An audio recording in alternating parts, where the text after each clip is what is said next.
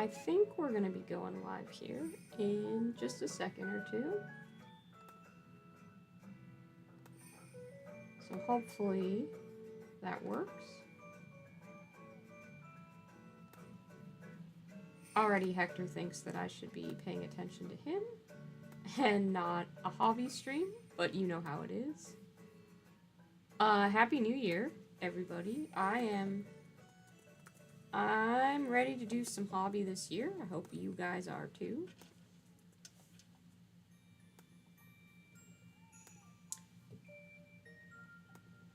If you have any fun hobby projects planned for the new year, let me know. Looks like we are live. Hello, Goober. Welcome.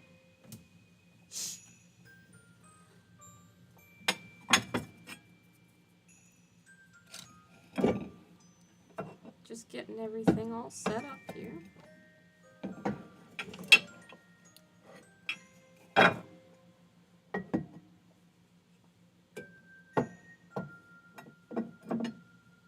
Gonna work more on these Necromunda guys. I had been thinking about making a video with them in it. I think now I might not do that. So, because I just kind of want to paint them and enjoy it. So I might just go ahead and keep painting them, even though I don't have any of this painting process really recorded. And I think that's okay. I haven't reprimed this one yet either, but we're going to proceed with this.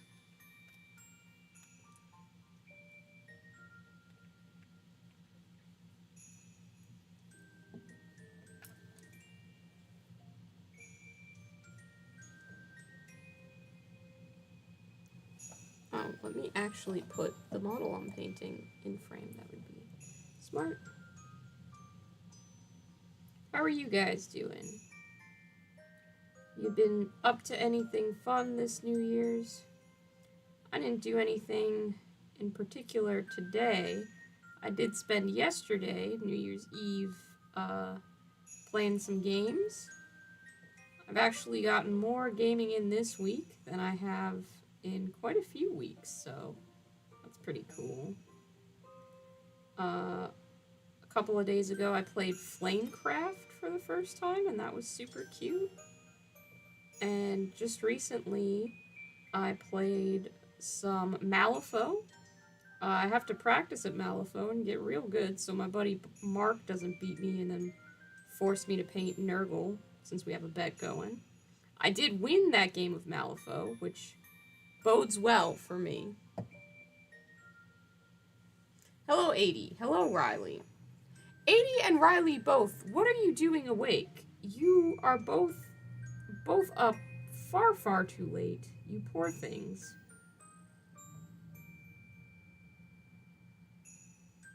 You should be a snooze.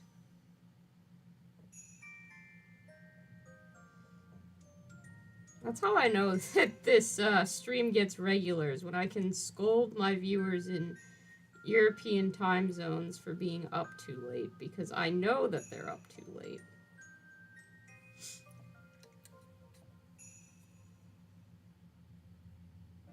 You're emulating SNES games. Okay. That's pretty cool. I don't know how to emulate anything, but I was playing Elden Ring earlier. I started a new playthrough towards the end of last year, and I hadn't beat it the first time. I got kind of confused and discouraged midway through. And I've just kind of gotten back to the part that I was stuck on last year, but gone about it a different way, and I've accomplished more, and I'm a higher level now. But the boss I just couldn't seem to beat last time was Radon, and I'm back at that part, which pisses me off.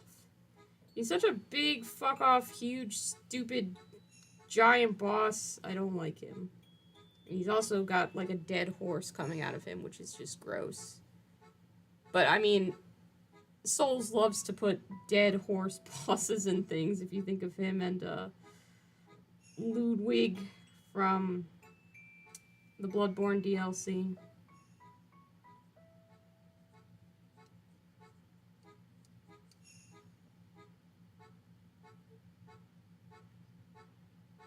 So I guess if there's an opportunity for them to make a horse corpse boss, they're gonna do it. Horse corpse boss is not a phrase I thought I would say today, but here we are.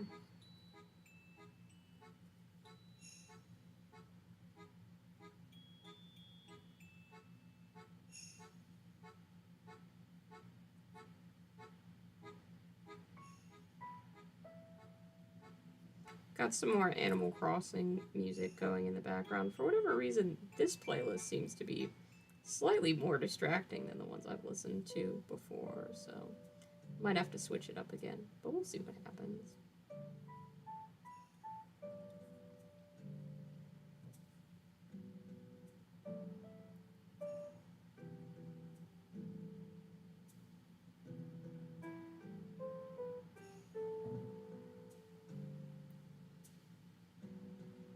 Yeah, Soulsborne games can definitely be intimidating. I don't blame you for that. I'll get through it, though. I'm gonna beat Elden Ring. It's just big. But people have beat it already. And I beat Bloodborne, so I can beat this one, too. No worries. I'll get there. I just have to play at my own pace.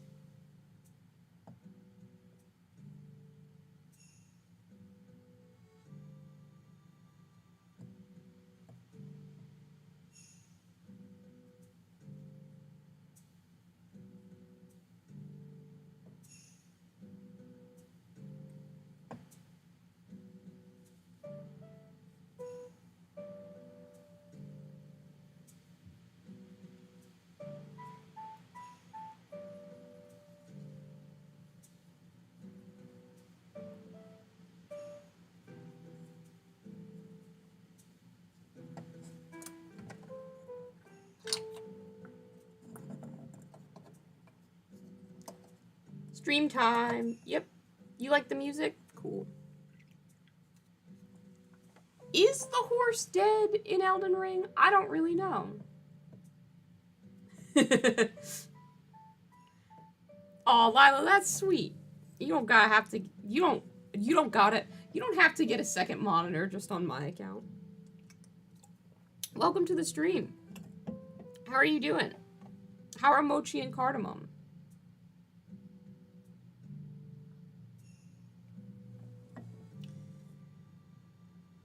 You working on making some top tier content for us? I'm excited, Lila. Your videos are always interesting.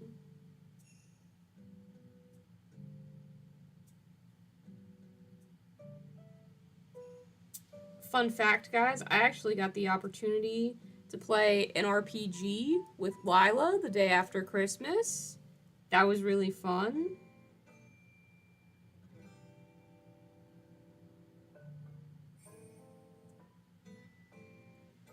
I had a blast. Also, Mochi sat at the gaming table for a considerable portion of the RPG session, which was a delight in and of itself. He's such a cute little guy and so demanding. Maybe it's just black and white cats in general that are very demanding, because Hector is often a bully, but remains to be seen, I suppose. Aw, poor baby. I hope he feels better.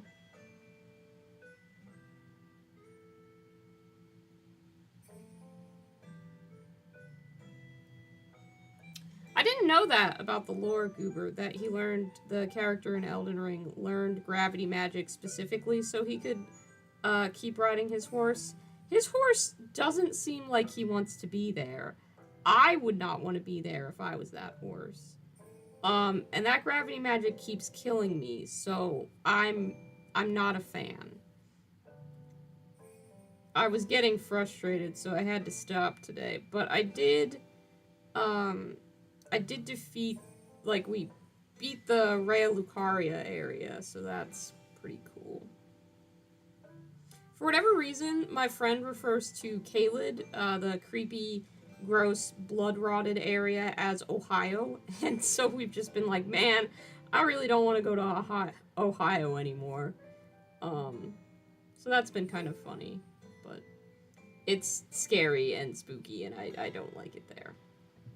Very Nurgle. Goober, I'll be honest with you, I'm far too focused on trying to avoid him killing me than to notice where his horse is at. So as long as his horse isn't attacking me, it can do whatever it wants.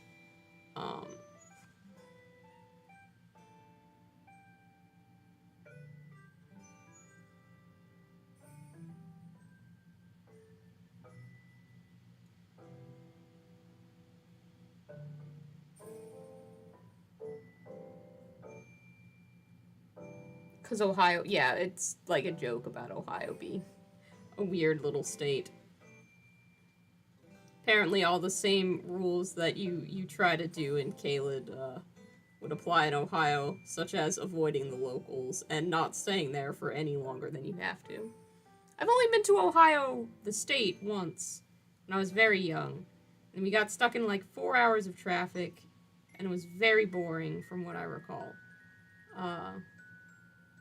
But I was quite young, so I don't remember much of it.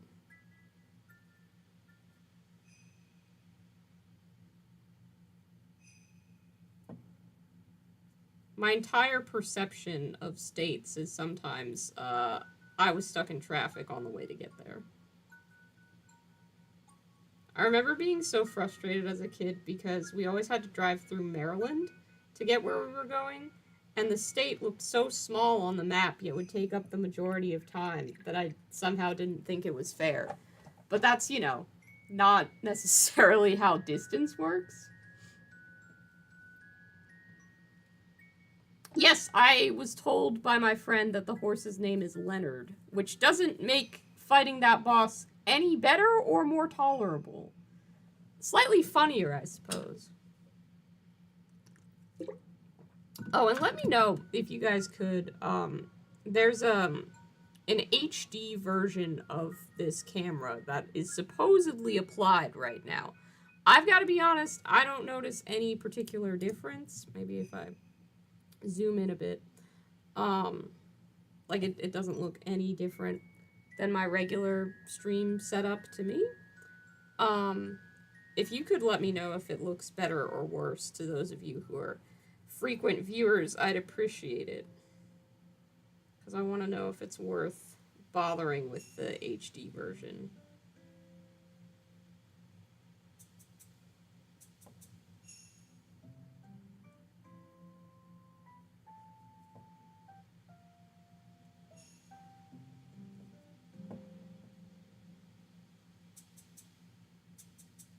It looks the same to me. Okay, cool. Yeah, it looked pretty much the same to me. I was like, okay. I am using the summons. Yes, I am.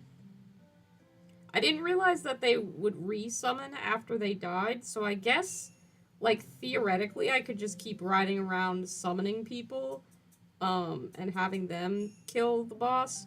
But I keep kind of losing track of where the boss is at and getting hit by his magics and stuff. So that's just sort of something I've got to get used to. But I'll get there in the end. I mean, I assembled that stupid freaking Night Titan, so what can't I do? Prime that Titan, apparently. I haven't gotten around to priming him. But he's in so many sub-assembled pieces, I don't know what the best way to, like, rig up a model in sub-assemblies for priming is. I also don't have any black primer. So, I just be priming in white, which, you know, most of the time I wouldn't give a crap about, but for this Night Titan, I do kind of want to do the proper Zenithal method so I can get the maximum amount of, like, detail and interest and stuff, so. Probably have to go to the store and buy more black primer. Even though I suppose jury's out on whether Zenithal actually makes that much of a difference or not, I just noticed that it's easier for me to see and pick up on the details on a model when it's Zenithal primed, so I do it for me. Hand looks like hand. Excellent. Okay, I'm gonna reposition this camera again because it's just a little too close for me to be able to see what I'm doing.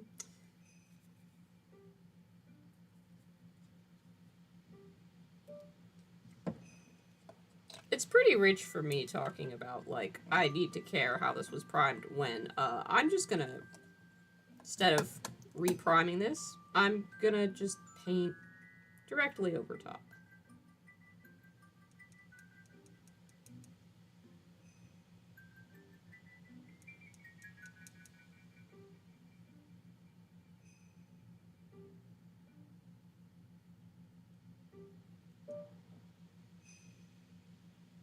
It'll be fine. If I was priming, I'd be priming directly over top.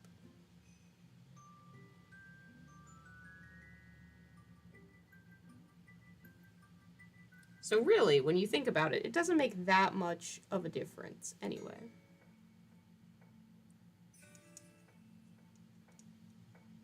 I've just been watching people talk about Necromunda, and despite not having anybody around me who's like, yes, I've got a Necromunda team and I would love to play against you, I've decided that I'm gonna paint my Necromunda models and hope for the best. I should be painting Malifaux models, because I have people who want to play Malifaux with me. I have played Malifaux a few times, and I know I have Malifaux matches coming up in the future, but I just want to make these weird little McDonald's guys. So that's what I'm gonna do.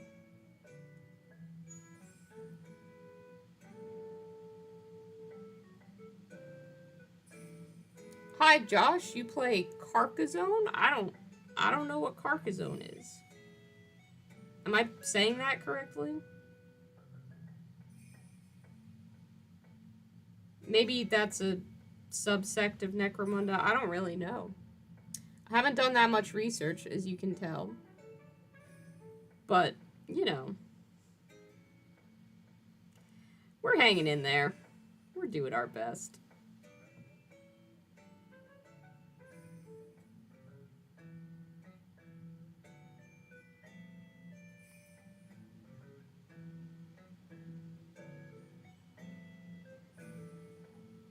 Oh, you guys are all hobbyists, okay? Some of you surely use sub-assemblies. And, like, when I see Gundam painters do it, or really nice professional painters, they have, like, little needle nose pliers on, like, rods of steel and metal and stuff like that, to hold all the different pieces. They're, like, little clips. Do any of you guys know what those thingies are called, or where you can buy them? Because I don't. And I would like some for these knights that I'm about to paint.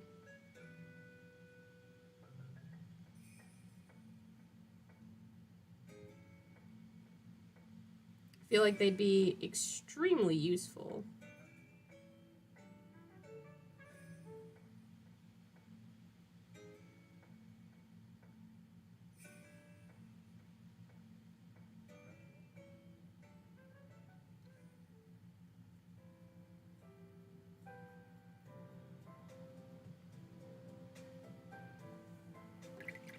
Crocodile clips. Oh, okay, cool. It's a tile placement game. I'm gonna Google crocodile clips, so I have that in my search to know what to pick up. Yeah, that's exactly it. Painting stand with alligator claw clips. Okay, that one's from Amazon, but I'll find a non-Amazon one. Because I refuse to buy things from Amazon. I did get a Walmart gift card for Christmas, so maybe Walmart sells crocodile clips.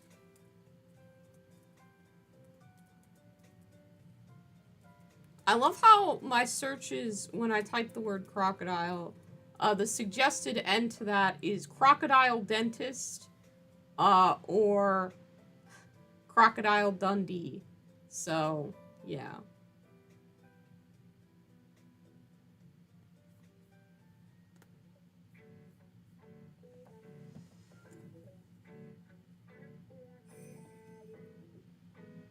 It looks like Walmart does stock them, so I will likely be using my gift card on that.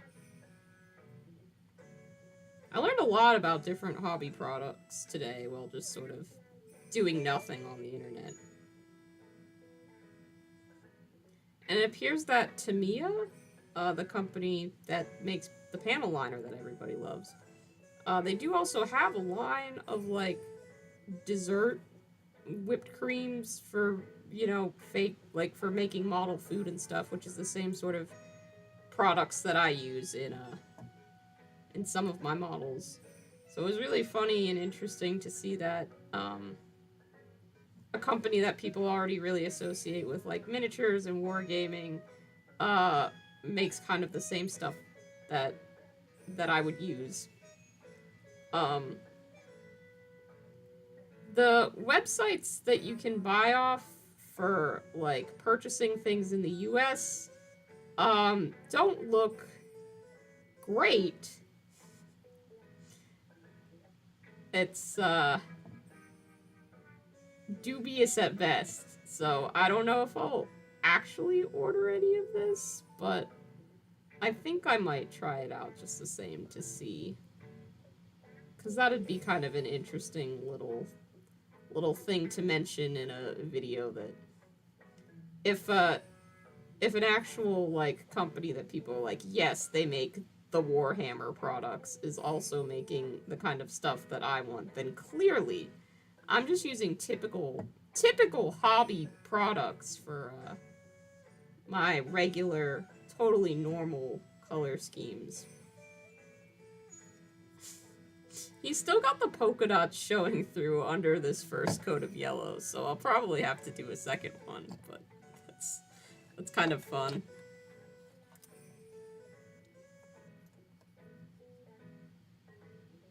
Yeah, all the Tamiya fake food stuff has, like, hearts on it and is super cutesy, which is also kind of why I want it, because I think it would look cute sitting on my desk. And that's another thing. One of my, like, New Year's resolution type things is I want to get a better hobby setup. I have a spare room in my house that I'm not using. It's just got a bunch of...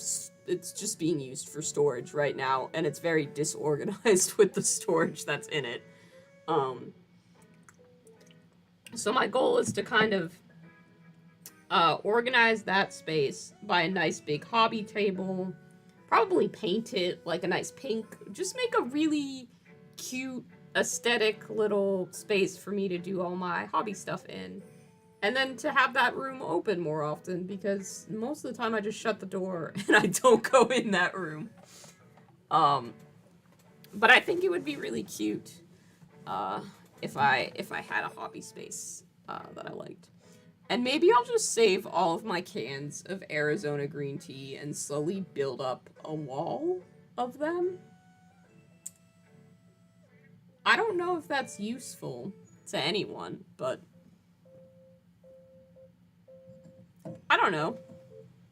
I'm gonna be drinking the Arizona green tea anyway.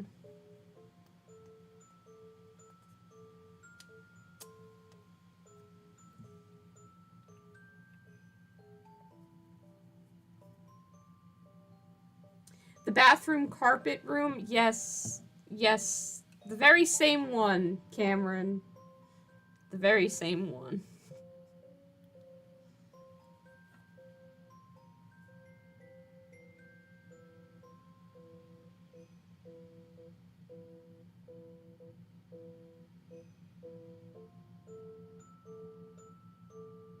It has potential to be a good hobby space, it's just a little confusing.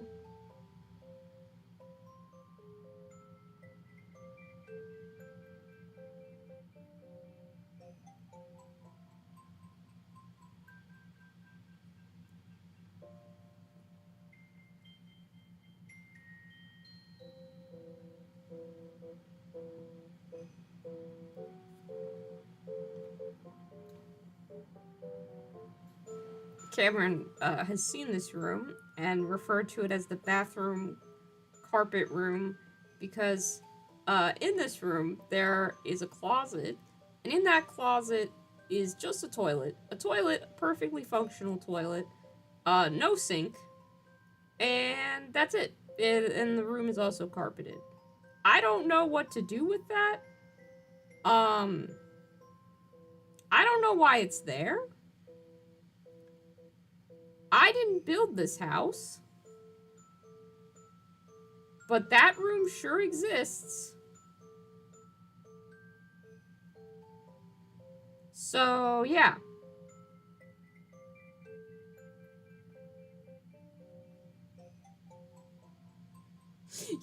Cameron's not doxing me.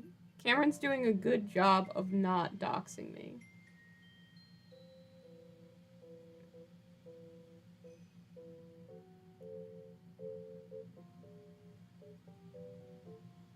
Oh, that's sad, Riley, that you went to the Tamiya shop and they didn't have these products. I don't know how, like, they look kind of like vintage-y to me, like they could be older products, but I don't know. I really want to get some and try them out because in addition to like the sauces, they have products that are supposed to work for powdered sugar effects, which I mean you can kind of achieve with a sponge and a brush, but I have never gotten it to a point where I really liked it. So if I had a product that could do that, I would be so psyched because then I can sort of introduce not just ice cream and candy stuff, but I could really do some like bread and pastry stuff, which would just be so fun. So, I might just sort of bite the bullet and try something off eBay or an Etsy shop to see what I can get and see how it works out. If you would like to help me fund this experiment, I do have a Patreon and a Ko-fi account that I never remember to plug during these streams. So, yeah, if you are interested in seeing me try and track down these weird Tamiya supplies, I can certainly try.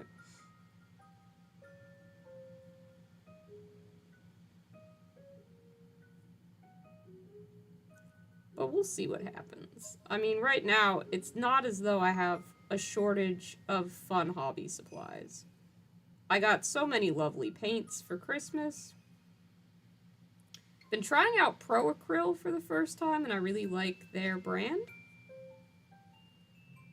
Like, it works really well. So, that's been fun. I got a ton of Vallejo paint from a variety of different people who I did like hobby exchanges and stuff. They're like, ooh, you don't have a lot of Vallejo paint, so I'm gonna pick some up for you. I'm gonna get you some. So now I have a ton of different Vallejo colors. Did you just donate to my Ko-fi right now, Josh? Or are you just saying that you've given to it in the past? Because I remember you having donated to that several times in the past. Usually for me saying something ridiculous on stream in a horrible impression because people thought that was funny, and then Gilbert Gottfried died after I did terrible, terrible impressions at your request. And I'm not saying that you guys led to an impression. You guys participated, aided, and embedded in an impersonation so bad that it did kill Gilbert Gottfried. I'm just also not saying that that didn't happen.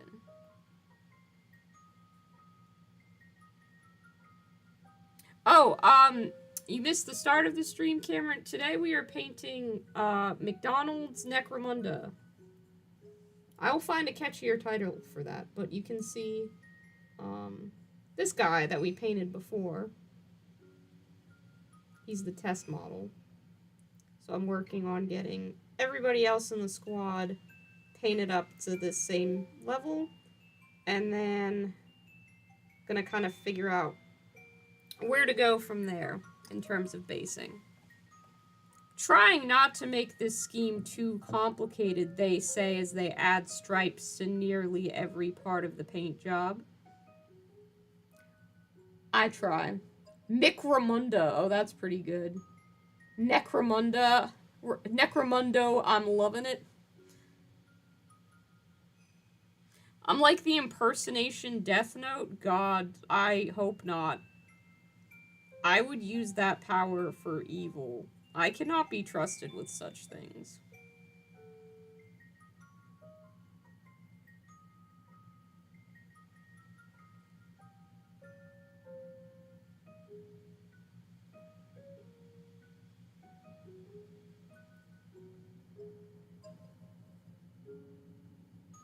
Do not hand me the power to simply speak people's deaths into existence. I cannot be trusted with such things. I am not responsible enough for that shit.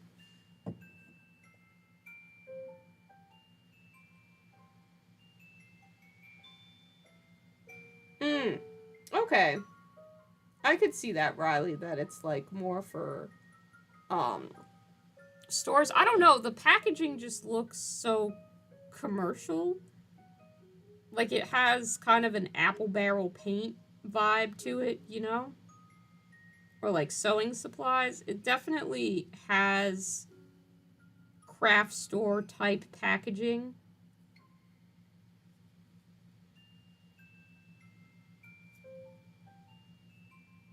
I'm not sure how widely available it is, though. I'm sure, like, I've seen people with it for sale on Etsy and on eBay, so if worse comes to worse and I truly do want to try this out, I can get it through one of those sources. I think I'm gonna paint this yellow too. This weird feather thing.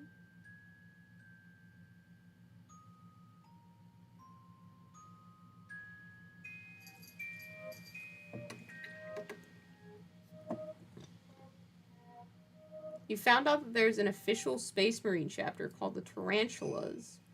Ooh, and you want to make spider-themed Space Marines. You should use some of these guys for the heads and bits and parts and stuff. These Tarantulas Brood from Warcry. I still haven't finished painting up the ones that I have, but they'd be great for that.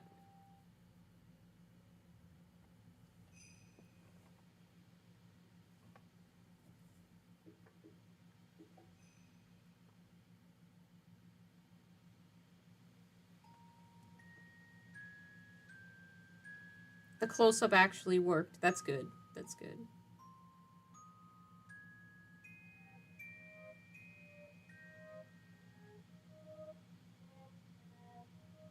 I think I need to switch Animal Crossing playlists. Boop, boop. Because this one isn't doing it for me. Doop, doop, doop. This one's 5 hours long. There we go. Boom, boom, boom, boom.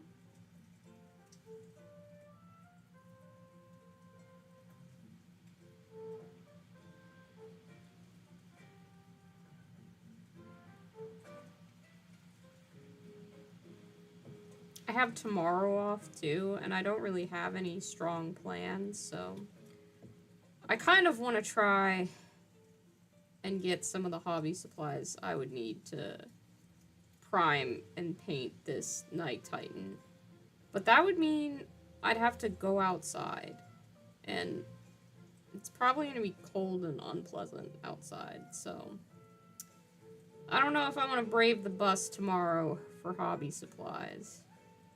We'll see what happens. Also, probably a lot of places. Well, Walmart's not going to be closed, let's be real. But a lot of other establishments are probably going to be, like, closed, since this is, like, the day that tomorrow's the day that New Year's Day is, like, observed, so that just kind of makes things complicated.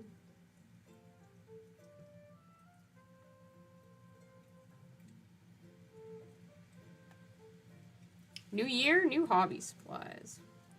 It's not fun stuff. It's like primer and alligator claw clips, so um you know. I mean it's useful because I'll need it for painting. But it's not as fun as wanting to experiment with weird Tamiya products. That's fun. Um I put, like, secret Tamiya product that you didn't know about in the video title, which will make, like, 3 people click on it, but still. That's a clickbaity title, you know? But in the end, it is a secret Tamiya product that I didn't know about. Walmart is eternal. Yeah, it really is. Can't avoid it out here.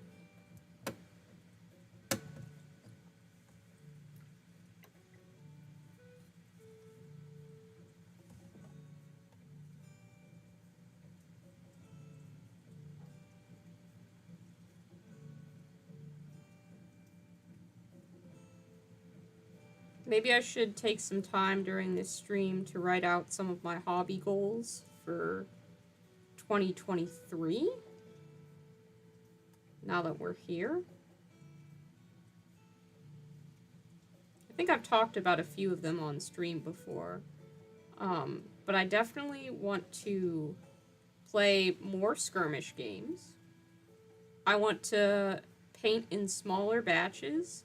So kind of not doing the whole massive horde army, let's grind out 20 infantry units. Because I genuinely enjoy batch painting. Like, that's fine. But with the Tau that I was working on, I was painting nothing but Tau after having been painting, like, pretty much nothing but Cruel Boys for a while, and getting all of that painted within the same year, I was just like, it would be interesting to sort of try and do the same volume, but with a different variety, like, you know, not trying to lessen the amount of miniatures painted, but just increase the variety, so paint different squads across different ranges and games and single figures and all that kind of stuff. Especially with painting the previous Night Titan, I never would have guessed that I would have had such a great time with such a big model, but I really, really enjoyed it. It made me want to paint so many Titans in so many different color schemes. And honestly, if I had the funds and Titans weren't, like, super expensive, I would try and paint, like, at least one Titan a month this year and just have 12 different Titans with different themes to them. Because, I mean, if that powdered sugar product ends up being something that I get and ends up working, it would be fun to do like a pastry Titan. I could see doing like a hot dog Titan. I could do like a snow cone Titan.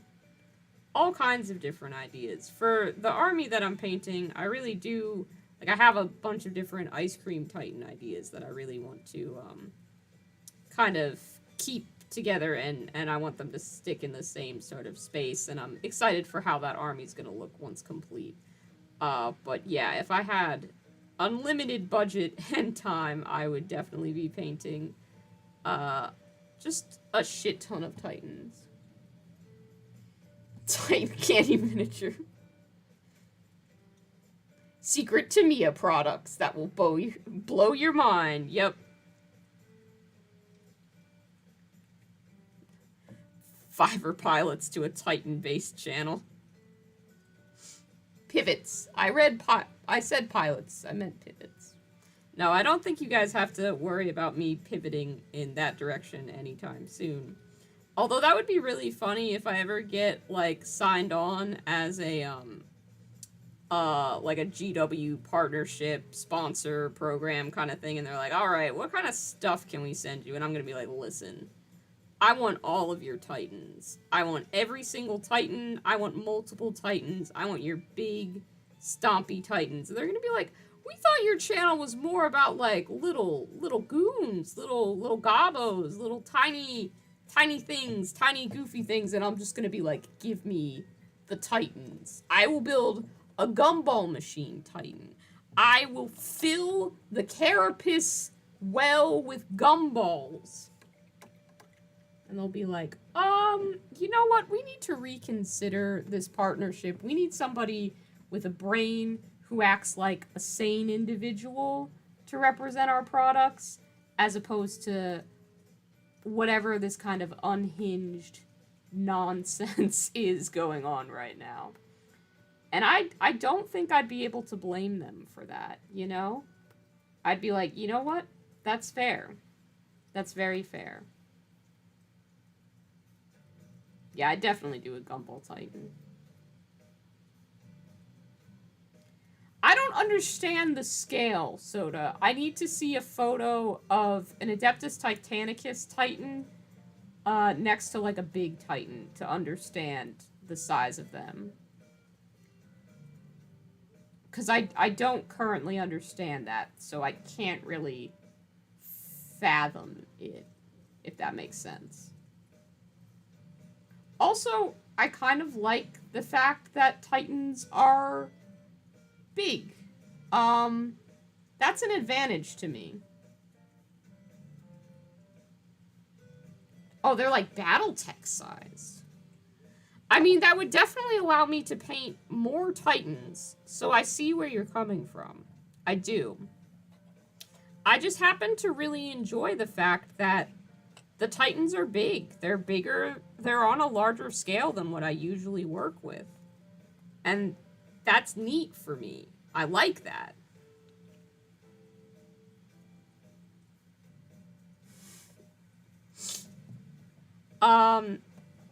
I mean, that's probably smart. Like, if I wanted to paint a bunch of Titans, I could just get really into Adeptus Titanicus. But yeah, I like the big Titans.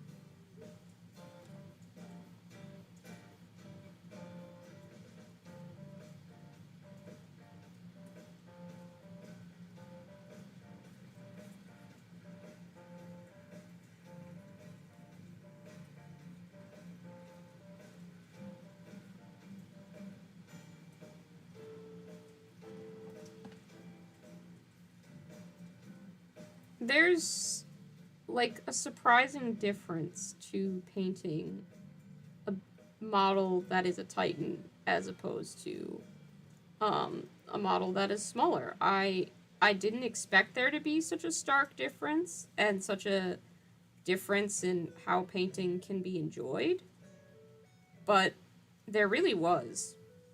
I think by painting Titans, I kind of learned why some people like painting vehicles. For me, I don't think vehicles have enough personality to them. Like, and which is funny because Titans are classified as vehicles in the grand scheme of, like, playing the game of Warhammer. But for me, a vehicle would, like, you know, not have a face and walk on two legs and stuff. But, what was I saying? Oh, I get why people like painting larger mechanical things. There really is a genuine appeal to it that I wasn't expecting to find. I sort of thought that I would somewhat suffer through the process of painting a Titan and be struggling with it the whole time. And while, yes, there was a ton of me going back and forth on details, and the freehand certainly took a while, I kept really enjoying every minute of painting that Titan. I seemed to know when a detail was right. I got the waffle cone on the shoulder pads to look perfect, and I'm really proud of that. I think it's some of the best waffle cone that I've ever painted in my life, which is a little unfortunate because I have to try and replicate that on every other Titan that I'm gonna paint, and I'm not confident in my ability to do so, but we're gonna get there. Confidence is probably another area in which I could stand to grow a little bit in 2023. You put a scale picture in the Discord? Thank you. I appreciate that. Congratulations on your victories, Josh.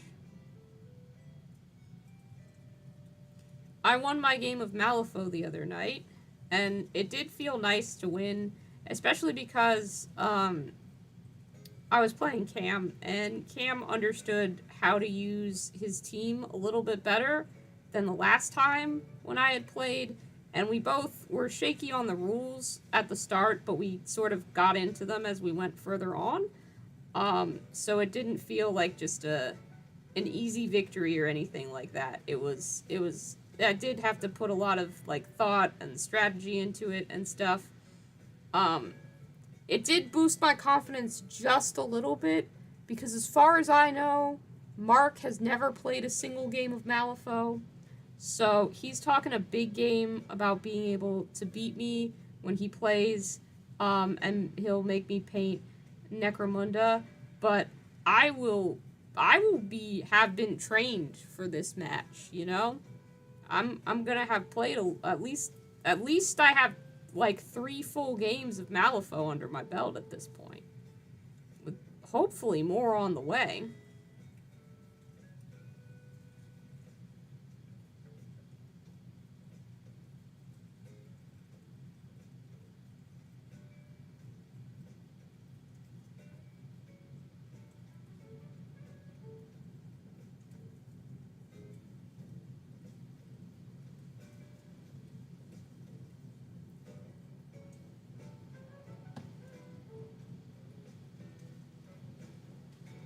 No, unfortunately, that bet was with my friend Mark, not my friend Cam. So I won't know if I have to end up painting Nurgle until Adepticon this year, since that is where our match will be decided.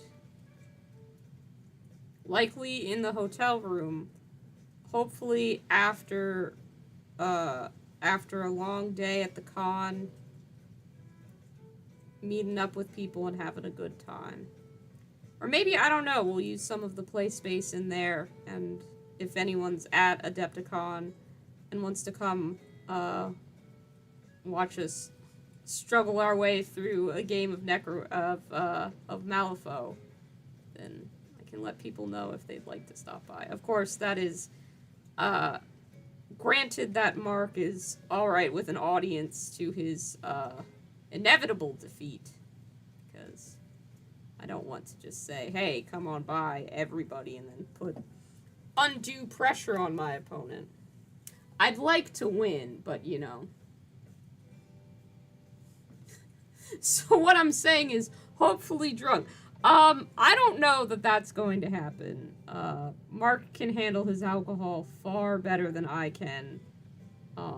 So I will be likely not drinking, but I cannot speak for the man himself. He will make his own choices, and whether they are good or bad or grant me advantage or disadvantage, I couldn't say.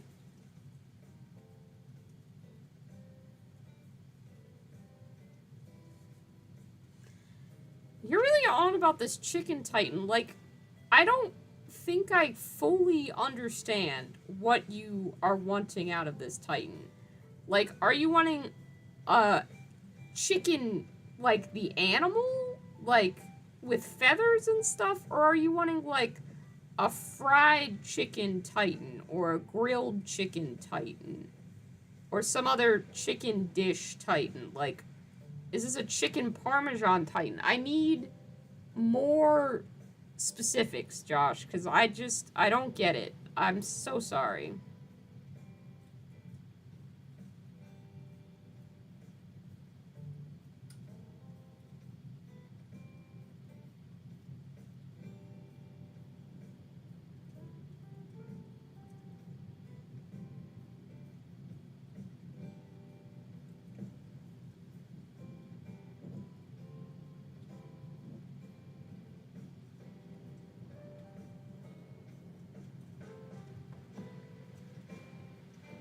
Now you want to cook chicken strips, but it's way too late. Yeah, it is definitely too late for you to be cooking up chicken strips.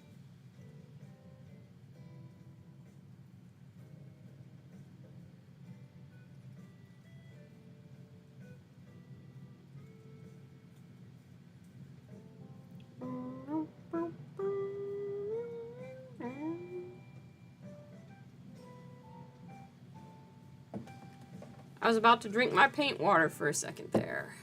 Drink goes on this side.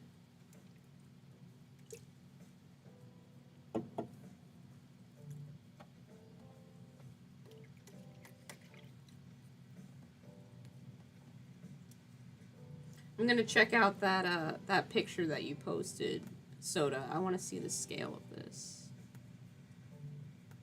Oh my gosh! Okay.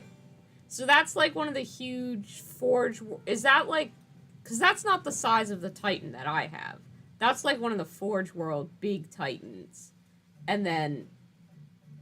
Okay, so I still don't know exactly how big that is relative to like a Knight Crusader that I have. But yeah, that's definitely a smaller Titan.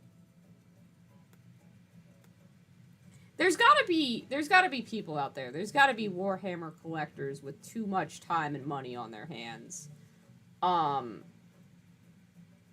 have played Adeptus Titanicus with real Titans instead of the small Titans. No, that's not clear. I don't... So, your emoji is an animal chicken. So you're saying you want a Titan that is painted to look like the animal, a chicken, not a food dish made out of a dead chicken. Just a live chicken that happens to be the inspiration for a knight. I don't really want to do that.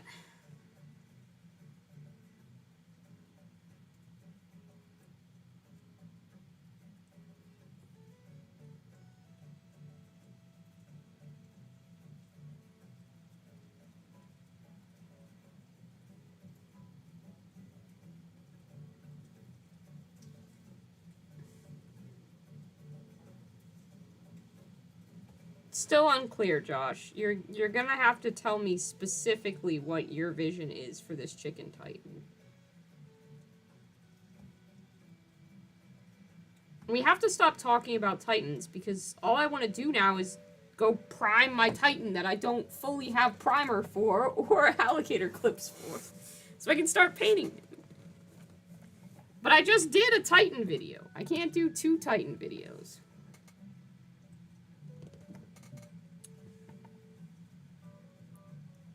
Well, I mean, I can do 2 Titan videos. I don't want to bore people by painting the same thing. Or I don't know, maybe you're an audience who values consistency. You're certainly a fickle group, so hard to predict. Oh, awesome. Thank you, Soda. I appreciate that. Let me take a look. Oh my gosh! That's actually pretty adorable. Not gonna lie. I'd love to get, like, some of those and just put them on the base. And just have tiny Titans standing alongside my big Titan. That would just make a more expensive Titan army, though. I don't know. Has anyone done the math to truly figure out what is the most expensive? Like, if you... That's one that we should get old all specs tactics to look into. What is, like, just to have a playable 2,000 point list, what is the most expensive army to get 2,000 points with? And what is the least expensive army? Because I feel like that would actually be kind of interesting. Maybe somebody's done the math on it. I don't know who that person is. Certainly not me. Dyscalculia thoroughly prevents me from being able to attempt anything of that.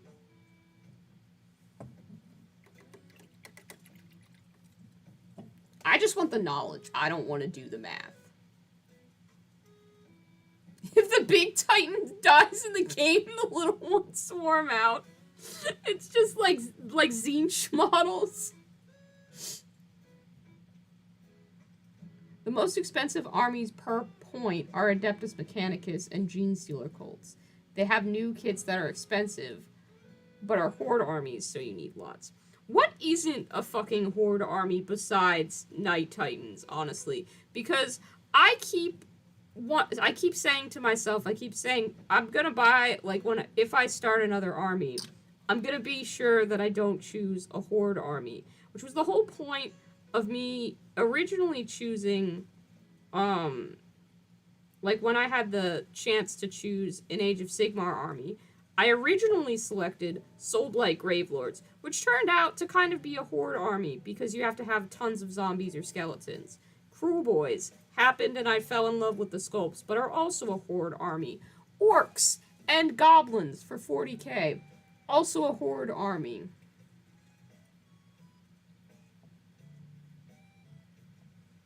Like, at least with Night Titans, I am very, very secure in the knowledge that they are not going to be a horde army anytime soon.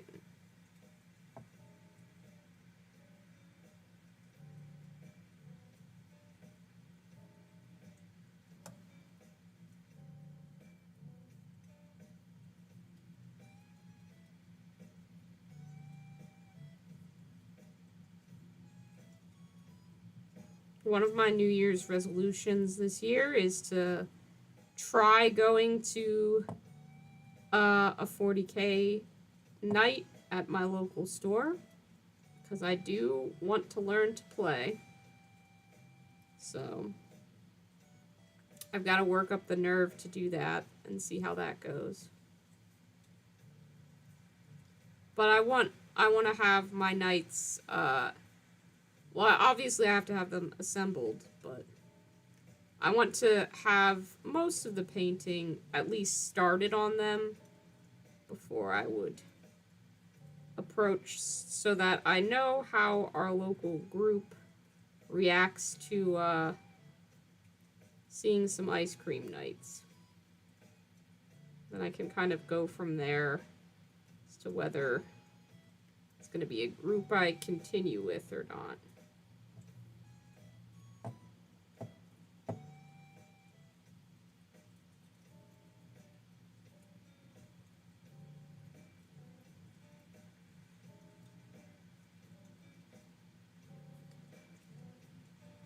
That's fair. I don't know. I seem to find the armies that inevitably are like, the more guys you have on the table, the better. Like, that's your whole thing.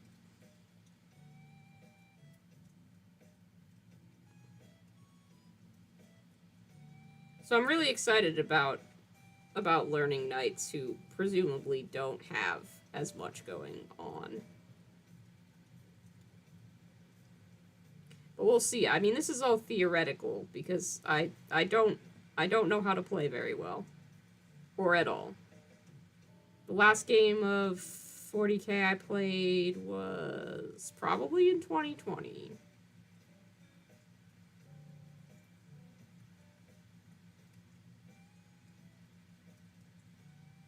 He's not going to be a chicken. You got... I'm not painting a chicken knight, especially when you won't specify what kind of chicken knight you want. I don't. Knights are too expensive for me to waste on memes for you, Josh. Sorry.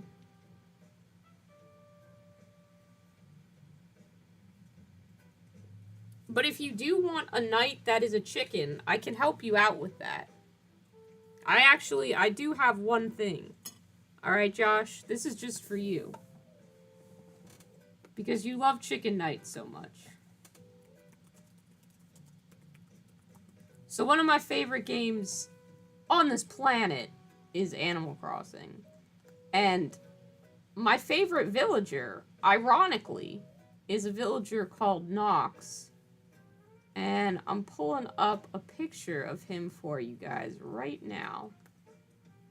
I think you're gonna like this, Josh.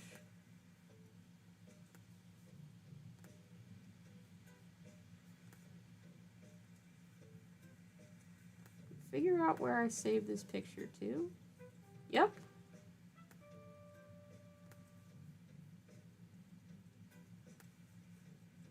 Check this out, Josh. What do you see there? What's that? What is that? It is both knight and chicken. That is just for you, man.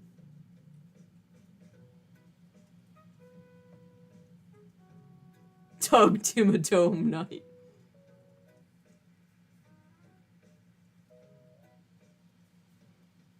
There's your chicken knight, Josh. I got him just for you. There he is. Him here, him there, him everywhere. Little chicken knight. Can put him in the chat box next to Josh. Right there. So tiny.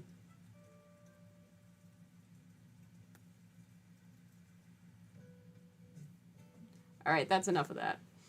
Back to painting. Nonsense over. It does kind of look like he's wearing a belt. It is a helmet. Nox can be the little pilot guy standing next to the knight. That'd be kind of cute.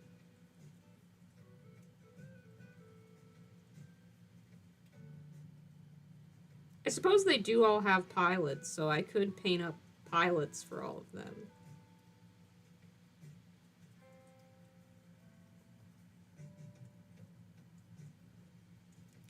My friend Liam from Millennial Model Mayhem does a pretty fun thing for the game Gamma Wolves with his mechs. He's chosen various characters from anime and video games to pilot them, and I think it would be kind of funny to do the same.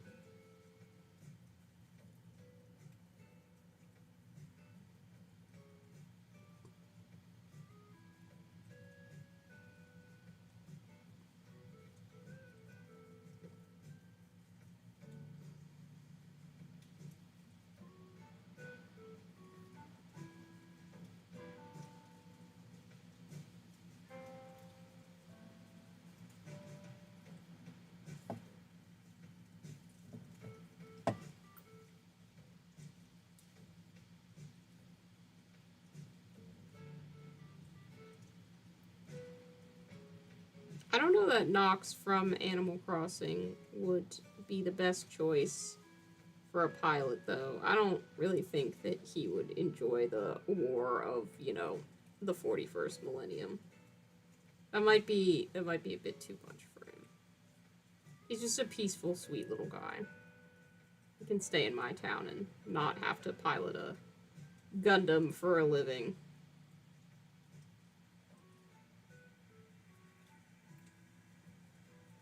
I think that's all the base coat red I need to do on this one.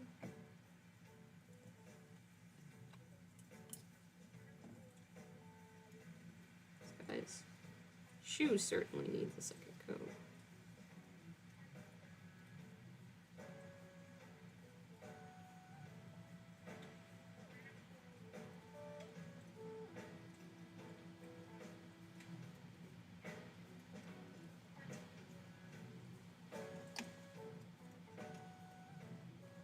I don't even know how red got on this model. Okay, sure.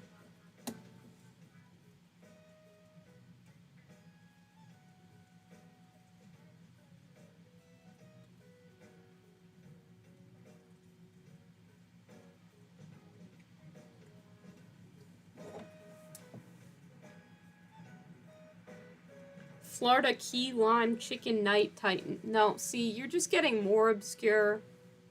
You gotta get less obscure so that your theme will translate. I was talking about this with Adam, trying to figure out what color scheme I wanted to do for my next night, and was tossing out the idea of doing like a Dairy Queen Blizzard themed night, possibly.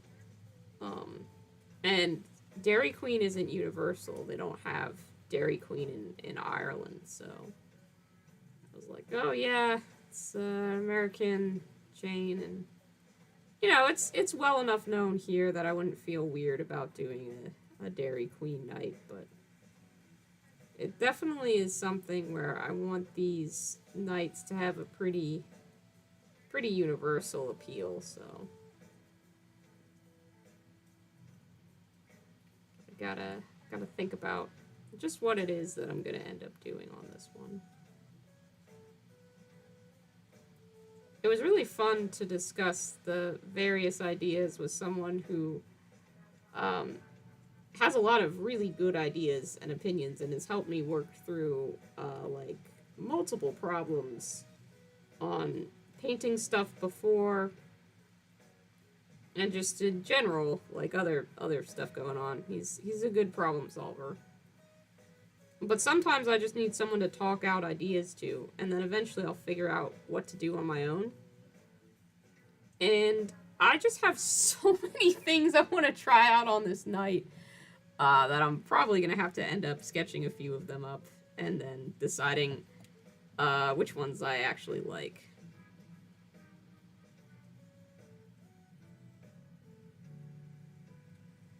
And sometimes it's less which ones do I actually like and which ones read best.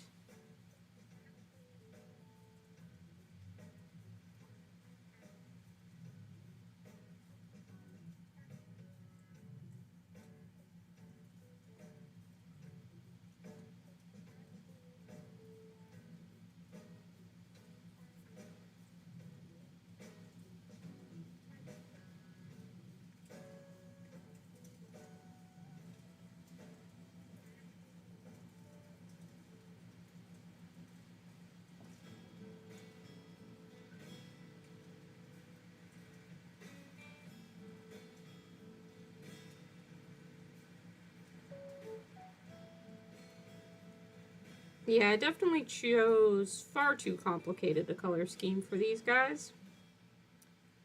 Uh, whoops.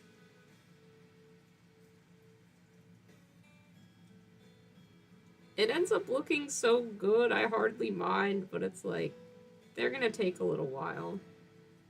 That's okay, though.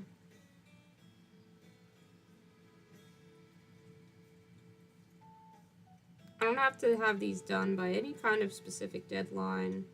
I don't even have anyone to play Necromunda with, so it doesn't really matter. I just want to have them painted up because they've been sitting around and I want to see what they look like when they're done. I do need to decide on how I'm going to do the bases as well. So if you guys have any thoughts on that aren't do chicken bases, then, you know, feel free to chuck them my way. I was thinking maybe of going with a cyberpunk direction, but I hadn't quite landed on whether I thought that would work or not.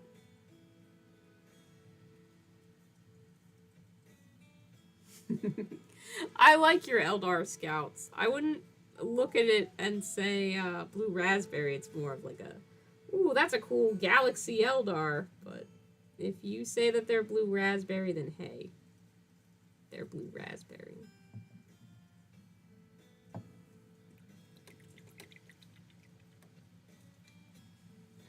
I really like this guy's pose just because he's got a really fun giant rocket launcher type gun. I think he's probably my favorite of the various sculpts.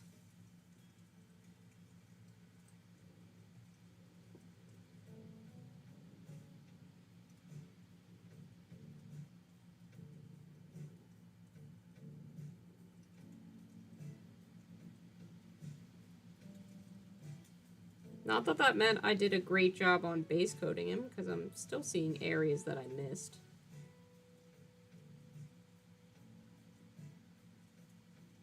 Apparently being my favorite does not count for any additional points of precision.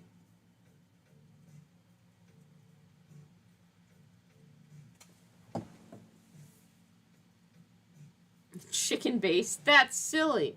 Oh, now it's silly. Listen, I'm sure there's somebody out there who's just painting raw meat color scheme bases for some of their weird Nurgle models. Okay.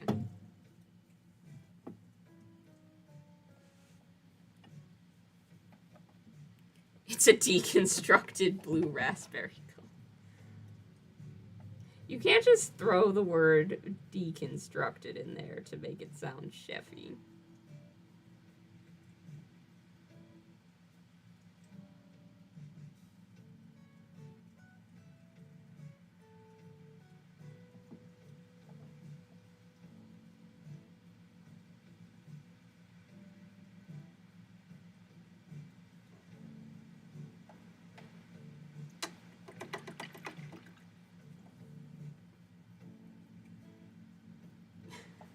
Oh, Fanta, I'm painting some Ashway Snowmads from Necromunda. They've got a McDonald's theme to them, so lots of red and yellow, but admittedly the sculpts are kind of hard to see. Like, they don't really translate very clearly as to what they are. They just kind of look like a glob of folded cloth until you paint them up. Give me a second and I'll show you what my test model looks like for kind of the finished one.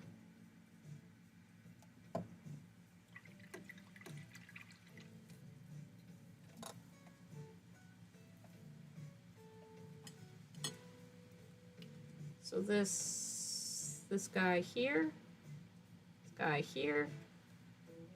Come on, camera. Oh. Can you see him okay? Kind of. It's a little fuzzy. Hello. Focus, please. Oh, man. Camera's really not wanting to focus, but hopefully even from this sort of fuzzy nonsense that you're seeing right now, you can get that might be in focus. You can get kind of the idea of where they're going. Got like the yellow and red jacket, the Ronald McDonald face, the stripes. Yeah.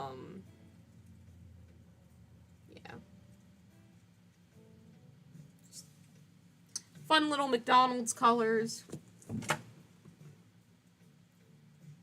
Look, man, they, them. My color scheme is Skittled Vomit. And those were Wild Berry Skittle Eldar. Okay. That's fair. They can be whatever you want them to be. That's the beauty of being an artist, is you really do get to decide what it is that you've painted and how it turns out.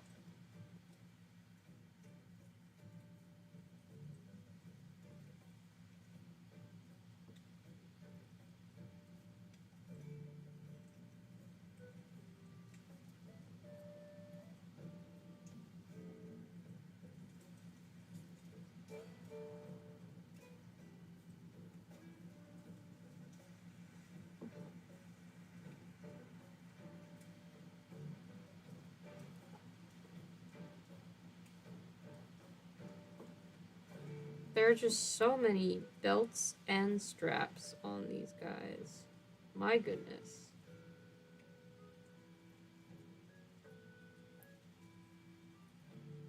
Suppose it makes sense. They've got a lot of extra clothing extra clothing and gear that they're trying to survive the wastelands with. I don't know a lot about like these guys' backstory or anything like that. I just picked up the faction because I thought they looked the coolest, and that is the best way to decide who you're going to play in a game. Pay no attention to the strategy ever, or if it's even a way that you enjoy playing. Just pick the models that look the most fun to paint and go with them.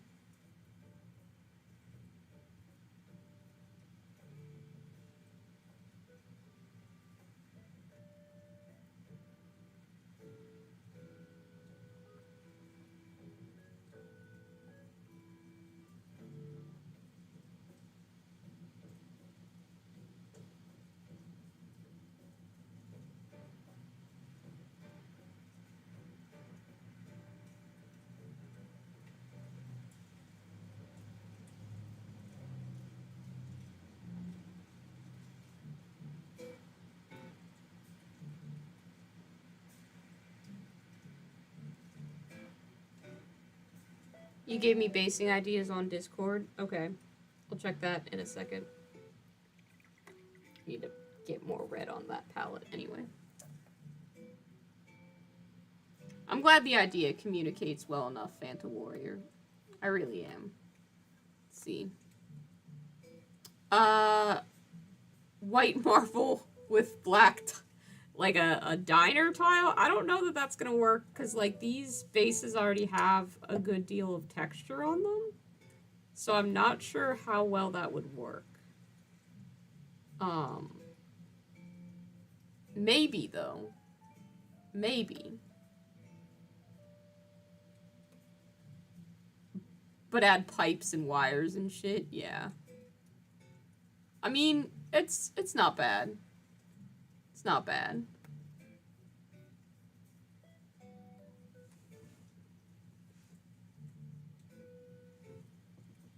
Oh, I needed more paint. That's what I need.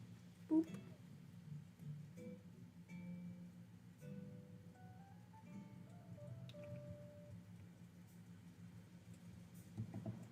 Yeah, so my first 3 hobby goals of like what I want to work towards on streams this year is I want to finish these Necromunda guys up. I want to finish these Tarantulos Brood guys up, and I do eventually want to finish my Pizza Gundam.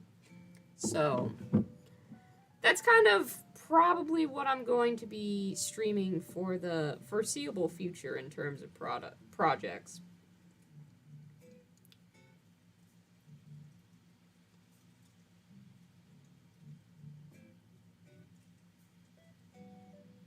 I don't really know how long it's gonna take me to finish them, but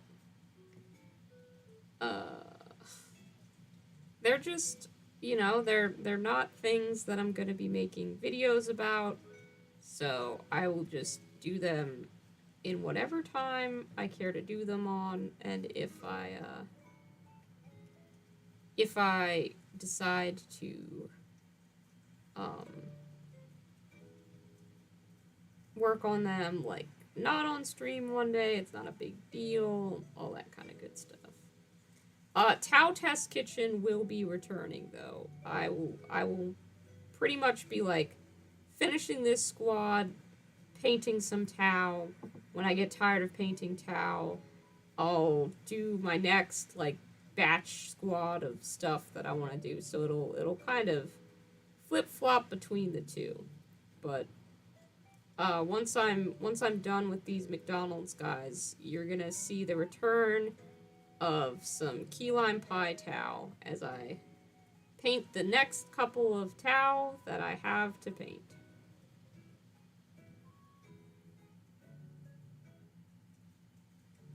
Yeah, they have pre-sculpted bases, so I can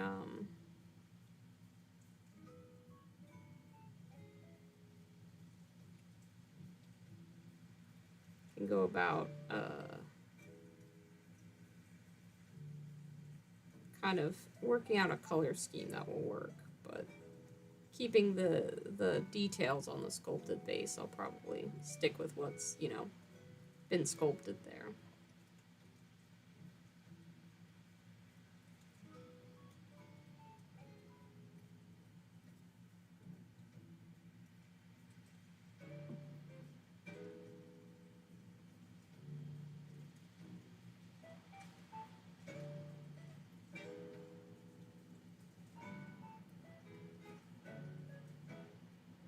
There really are just so many little tiny belts and cables all over this guy.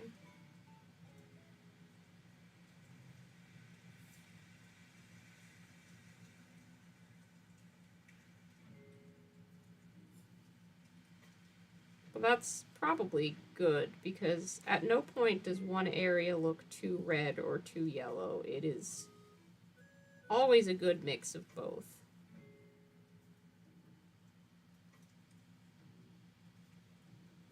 It's really helpful when you're working with two colors that are widely considered to be amongst the more garish options.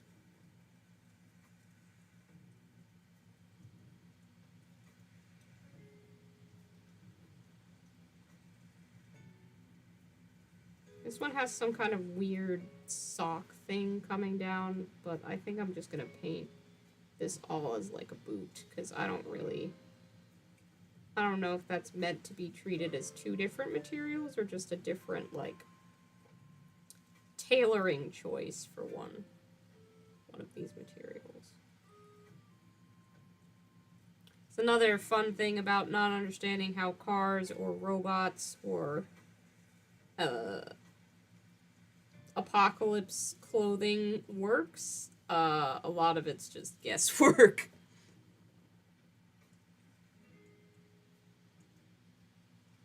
Talk you out of the new Necromunda Ripperjacks? Easy. They're very creepy and gross and spooky. They would look creepy, gross, and spooky no matter how you painted them. That sculpt is just a creepy, gross, spooky sculpt. And they're $60 according to Soda. $60 is half the cost of a Titan. Almost the full cost of a used Titan. Add another like 20 in there, you could get you can get a used Titan for like $80.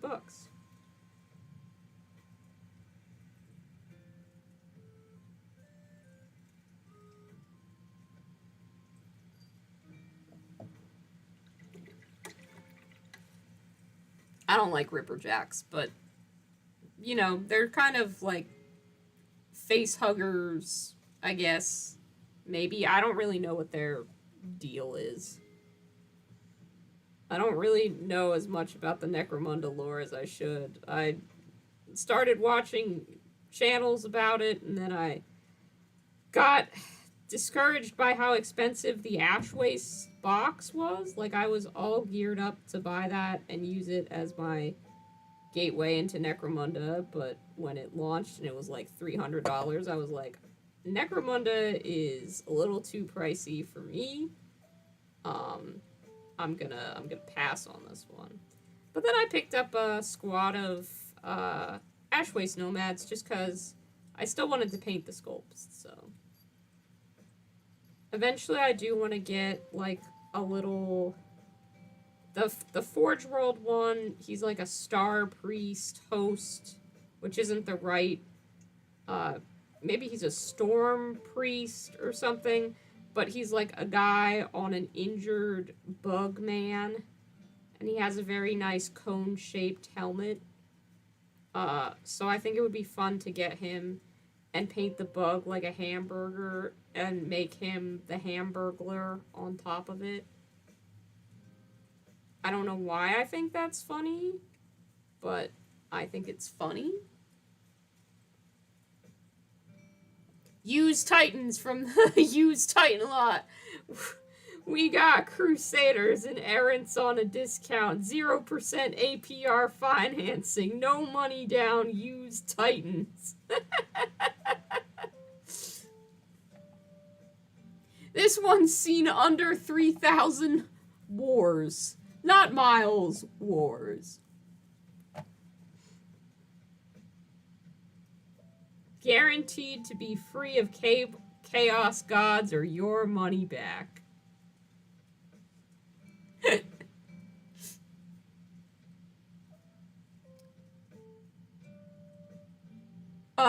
That's a very interesting sentence that you've said there, Soda. That's a real interesting sentence that you've spoken there. I don't know what I could offer you in exchange. I don't have any Imperial Guard, unfortunately. I don't have any, I have some Cruel Boys stuff lying around, but I don't know that you collect Cruel Boys. I probably have some orcs somewhere or another, because I always have orcs.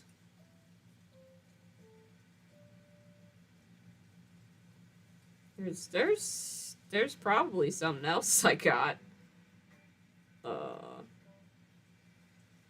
Definitely be down to work out an exchange of a sort. You feel more than welcome to hop into my Discord DMs and we can talk turkey about that.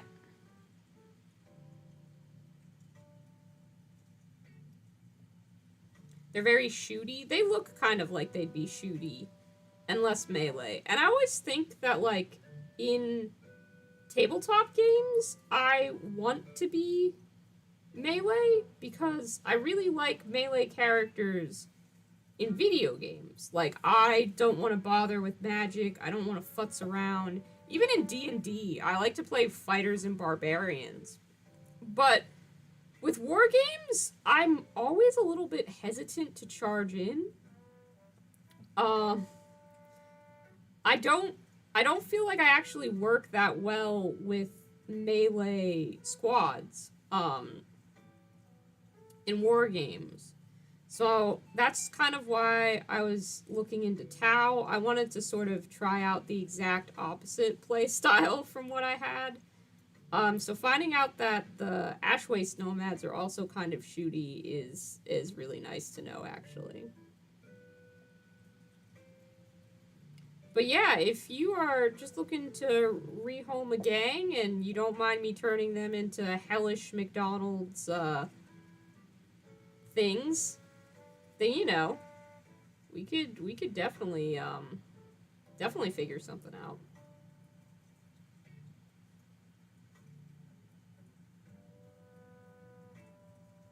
A little bit of damage is fine. I've still got some bits that I picked up from Raws at Gen Con, and they've served me quite well.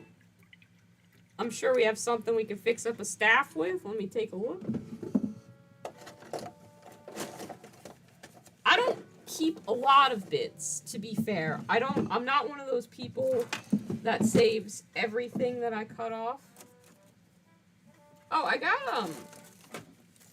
got some trolls. I got 2 trolls. I mean, I should probably use them for my clown army, but I do have them.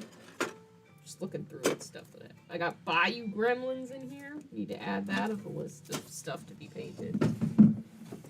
What was I looking for? Looking for my bits. My bag of bits. I have it somewhere. Need my bag of bits? No. That's a junk. Oh my god, I was talking about a gumball knife. I do have a tiny gumball machine. Look how cute that is. I don't know when I'm gonna use that. I did buy it though. Like, that's gonna come in handy. Probably will. Where even are you? This is, oh yeah, that's a Zote that I bought at Gen Con because they had a Zote model. I always bitch that there's not enough Zotes. It's not an official Zote. It's an unofficial Zote. Which doesn't make it any less valid. I'm still gonna paint him someday. Jeez, it is literally me looking through drawers and drawers and drawers of stuff, though. We might, you know, He might have a slight Warhammer addiction. Just slight. I really need to move all this paper out of here. Paper and transfer sheets. I always save transfer sheets. I don't know why. I never use them. Yes. Those are some bits. I have a tin full of bits as well, but I hardly ever go digging through it. These are all my good bits. In fact, this was probably the bit that I was thinking of, which is like this really cool banner pulled by like weird little frog men. I mean, it's definitely got like some 40K elements, but yeah, that's a cool bit. I could put this giant Zinch sundial on something. What else have we got? I've got a tiny rat. And by the way, there were thousands of bits that I could have picked. These were the selections that I made because I thought they were important. This was just one of those big Space Marine jetpacks from the Space Marine that I had to remember to get. We've got a magic book. Another Space Marine jetpack option. A lightning claw. This one has 4 blades. I don't really know what... Oh, this is a little friend. I've got a servitor skull that I can just plug into anyone. That's kind of cute. Maybe I should plug it into him somewhere, because he's already got red. Like, you could just... could very easily just nestle this in with some cables, and then boop! He's got a friend! I might do that, actually. What else have I got here? Oh, this is one of the bits that I love the most. I don't know what this bit is actually supposed to be, and I don't know how well my camera is going to focus on this. I hope it does. Can you see that? It's a tiny little Christmas wreath. It's not actually a Christmas wreath. I don't know what the actual bit is supposed to be, but it's got a little bow, and it's very much got what look like pine needles around it. So that's like one of my favorite bits, and I wish I had picked up more of them because it's very cute. This is a shoulder pad that I cut something off of and saved the shoulder pad. I should throw that away. I'm probably not going to use it. I have another weird Zinch thing, weird communicator thing, and just a hand that probably once held on to something. But these are like all of my quote-unquote good bits that I have remaining. I know I should save more bits and I should organize them. Because I definitely have other stuff that could be of use. And I have other bits lying around. But this bag is like, oh, I'm like, there's nothing but hits in there.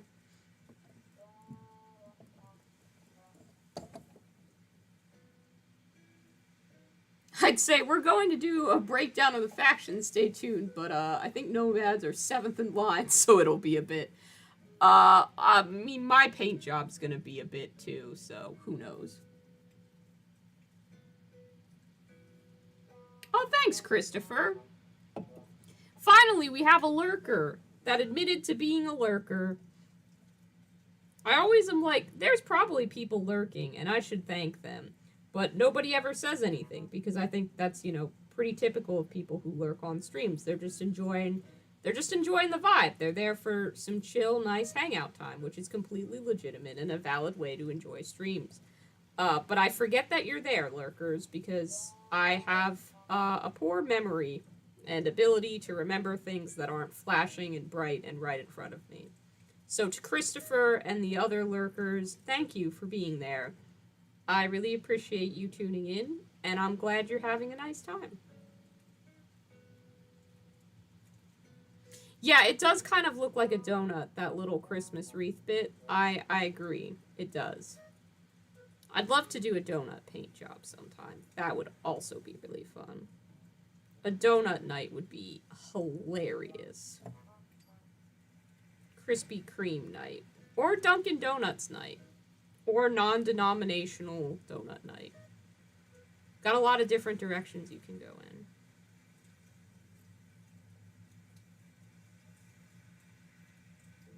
I really want Krispy Kreme, but like the thing is, I don't have a car, right? And the bus stops don't really go to the Krispy Kremes in town. And I could order Krispy Kreme through DoorDash, but then I end up with a dozen donuts that I never finish.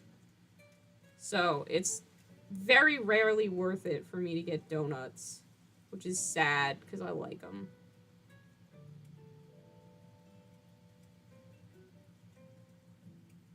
Next time I have Cam over to play games, I'm going to be like, hey, before you come over to play games, let's go get donuts and go to the craft store and get weird hobby supplies.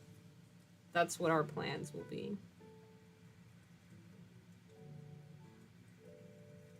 And then we'll play Malifaux for like the third time so I can get another practice round in.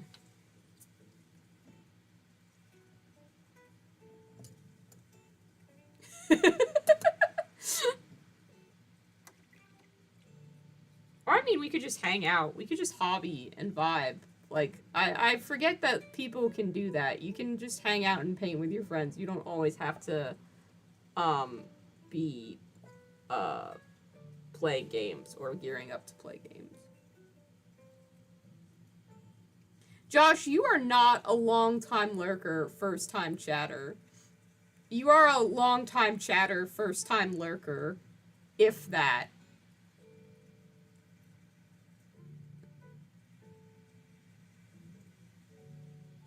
I'm glad that these streams seem to be a good vibe for people. Like I said, I hadn't really gotten the appeal of streams for the longest time. I just sort of...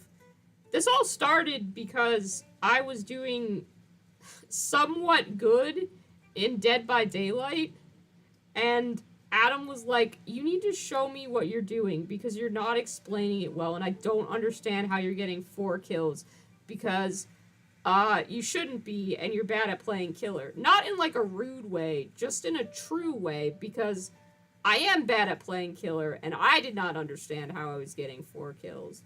So I did one stream where I was not talking. I was just playing Dead by Daylight and messaging in the chat. And people fucking showed up to watch that who were not supposed to. It was just supposed to be something that Adam could watch so that his curiosity was sated. And what ended up happening was a couple of... I don't actually know if any of you were there. I was very nervous. It was the first time I'd ever done any kind of stream. I do remember that Goobertown Hobbies himself showed up to watch. And was politely asking stuff like, what game is being played? Because I don't know if Brent knew what Dead by Daylight was. My friend Adam certainly didn't know that Goobertown Hobbies was a big channel, and very curtly responded with Dead by Daylight, like just full stop, which was very funny to me. But nobody was supposed to show up and watch that. And I was like, wow, if random people and Brent stopped by to watch me silently play a video game that I am very bad at, maybe some people would like to actually see me paint on stream at some point. So that's how I got started painting on stream. I don't really know, and for the longest time I didn't understand, like I didn't get that streams are just something to hang out and vibe to, because I tried watching like charity streams before for podcasts that I like or creators that I enjoy, but I always inevitably just get bored and wander off to do something else. It wasn't until recently when I started watching people stream video games, and I suddenly felt like a kid again watching my cousins play video games while I sat on the couch, that I really got how it can be kind of a comforting thing. So, yeah, the fact that I curate any kind of nice stream vibe is very nice to hear. I don't necessarily know what I'm doing, even after having done quite a few streams and being lucky enough to co-stream with someone like Liam who has his streams shit together. It's still really nice to know that people enjoy whatever the fuck this is. Getting 4 kills instinctively, I'm just that good. No, I got really lucky. Sometimes it was disconnects, sometimes it was just opponents that also didn't really know how to play. Adam was satisfied after watching me play 2 rounds, which was about as much as I could stand to do in front of people. He was like, yep, you're just getting lucky. Maybe you're a little bit better than you were when you were out of practice completely, but you still aren't very good, which is what we expected. And he didn't say like that, but yeah, it wasn't me magically being better at playing killer or anything like that. It was, just sort of the matches that I was getting and stuff like that. It was funny, though. It was very funny. I haven't played Dead by Daylight in ages because our other friend Mark is getting his master's degree now and doesn't have his PlayStation in college, which is slowly killing me because I really want to finish Borderlands' DLC, and I refuse to do it without the squad of the 3 of us going through it. But I kind of gotta wait for him to have a PlayStation again when he goes home. So, yeah, I really only got Dead by Daylight to play with both of them, and I don't really play it on my own because I don't like it that much. If I were gonna stream a game, and I'm not really much of a gaming streamer, it would be either Animal Crossing or Bloodborne. The 2 games that I feel best equipped to stream.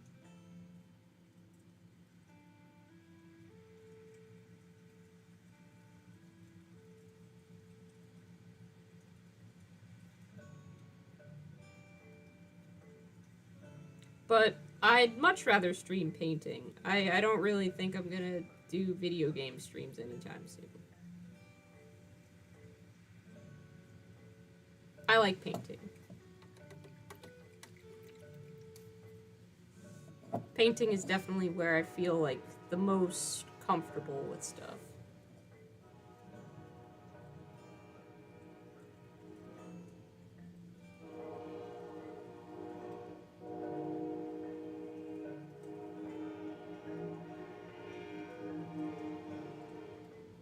There's a train going by my house that you might be able to hear in the distance. Sorry about that.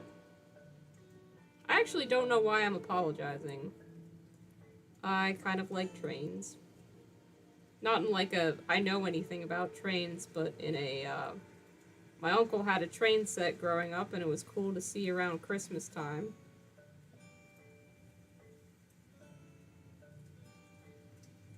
Miniature little train villages are cute. Could have played Warhammers on one of those. Man, I wish I had gotten into Warhammer when I was younger. Or just mini painting. I would have had so much fun with it. That's the thing. Like, I can just tell. As much as my painting schemes are unhinged now, they would have been even worse as a Lisa Frank-obsessed child.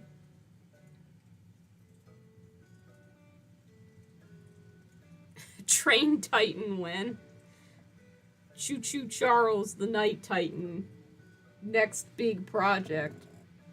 I don't know. I mean, it does merit the question when I finish my Imperial Knight army, if that's where we end up going. Am I then allowed to build a Chaos Knight army to sort of stage it to to have antagonists? I don't know. I don't know if I'm allowed to do that. Maybe I am. Who's to say, right? Who's to say? I honestly really like Imperial Knights, though. I'm very glad that that was the one that I was gifted.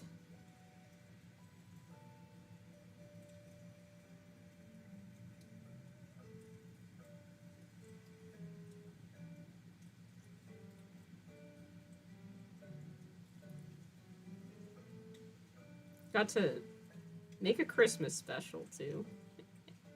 I hope I get to make another Christmas special somehow. I don't know what Christmas poem I'd riff off, but I can definitely at least make another holiday special video. I'd love that to be an annual tradition. Like, oh man, Christmas Eve's coming up. Gotta get ready for the Sugar Candy Miniatures holiday special this year. It'd just be kind of sweet. I'd like that.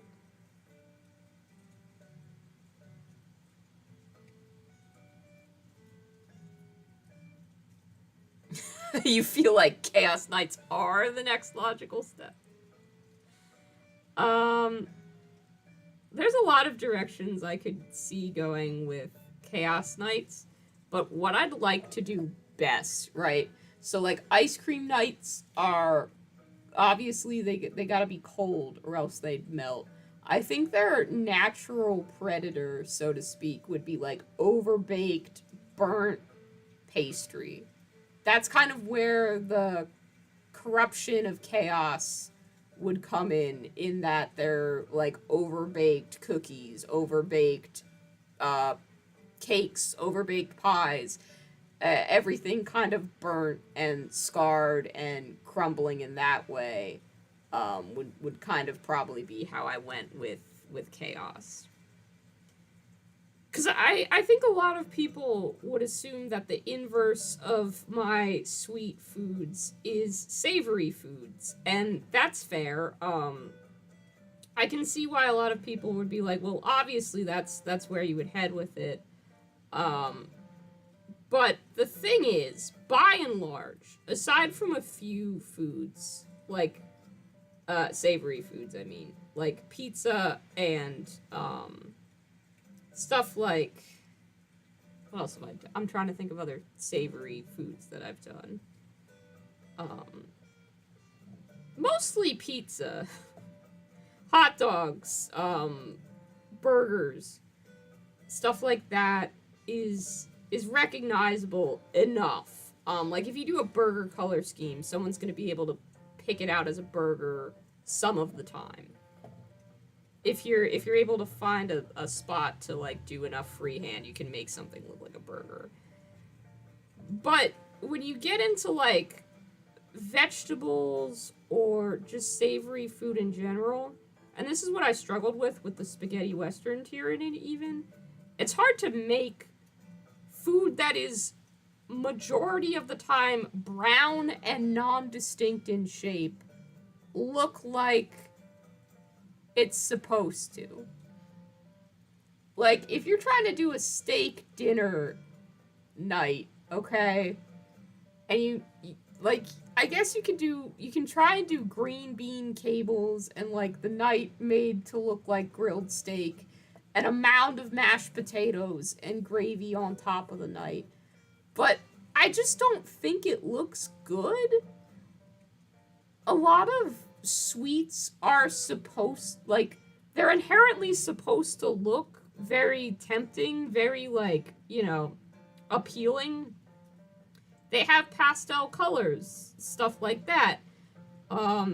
They've got whipped cream and cherries on top, and some of them, like ice cream, have distinctive silhouettes. It's different with savory food, where there is a lot of brown and green, and sure, you can plate food in an aesthetic way, but I struggle to find good ways to translate something like ramen or something like Korean barbecue or tacos.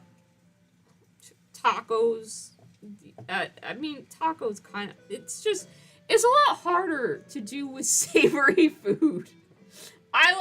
And to be fair, to be perfectly honest with you, I like painting stuff to look like sweets. That's what it really boils down to. That's what I enjoy doing. That is the whole purpose of this channel, is to make food look like candy. So, yeah.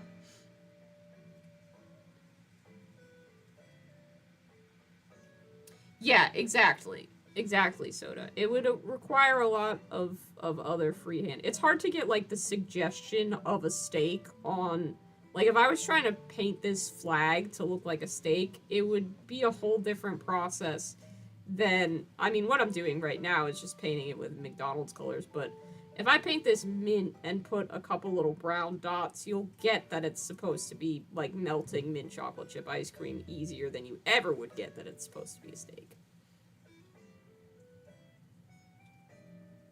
It's not impossible. I'm not saying it couldn't work if you wanted to do savory nights.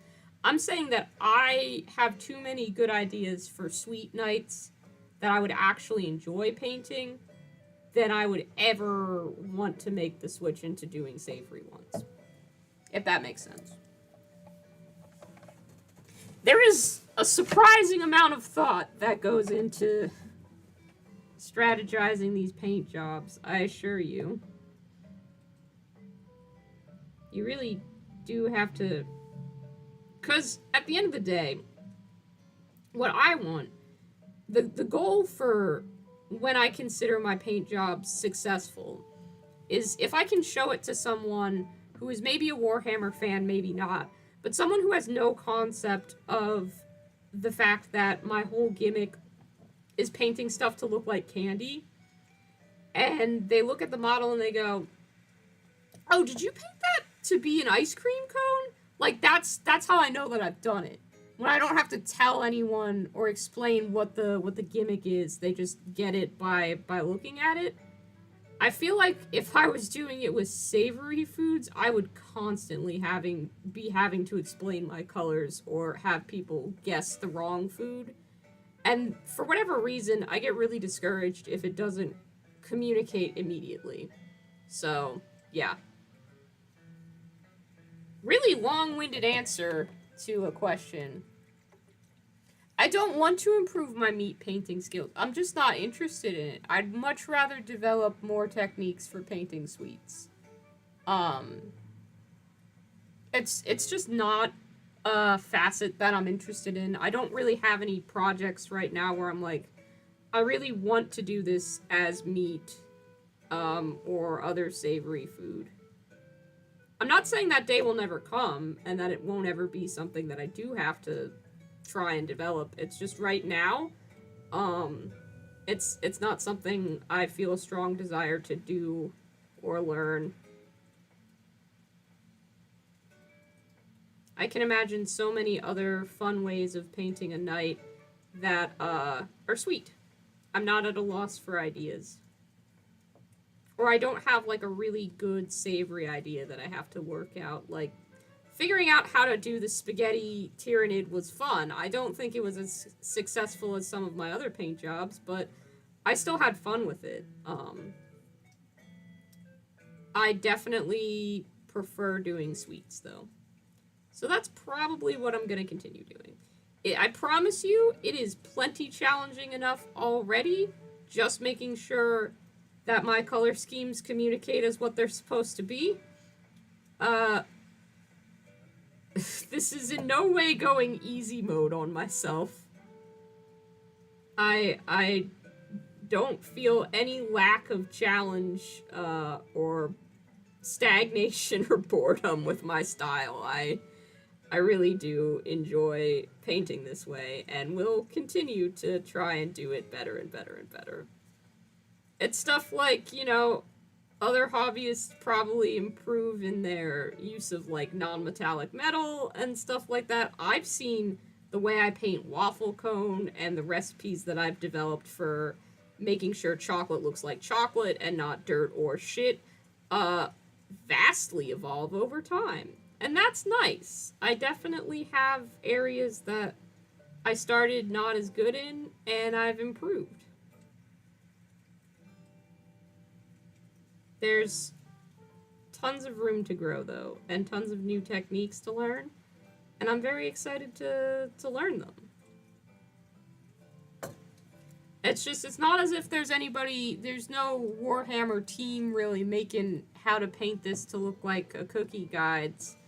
So, it's me figuring some stuff out on my own and looking at how people make miniature food and seeing what I can steal and from where. There's a lot that goes into my silly little hobby. But I have a lot of silly little fun with it.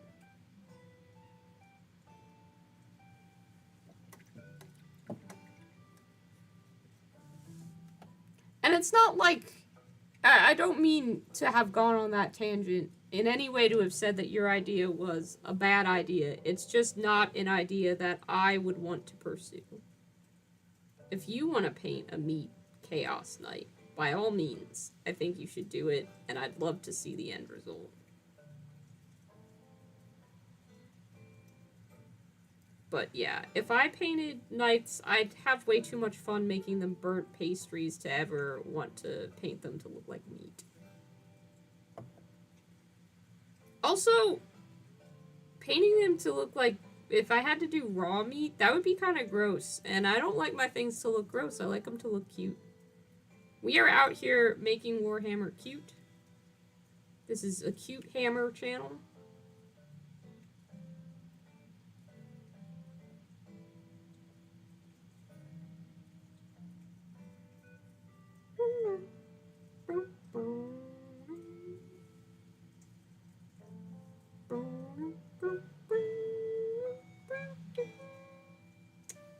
Well, I really do be singing along to this Animal Crossing music, too.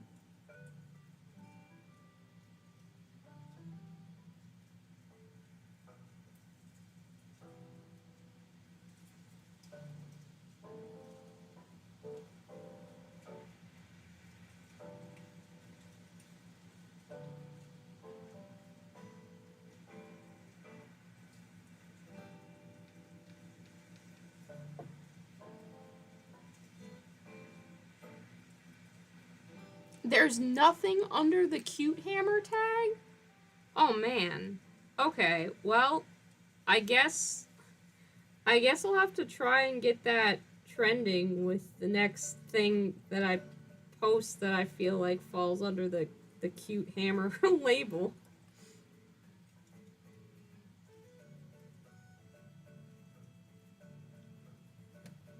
I'll see if I can make that a thing. I'll start tagging all of my posts that I think are cute with cute hammer.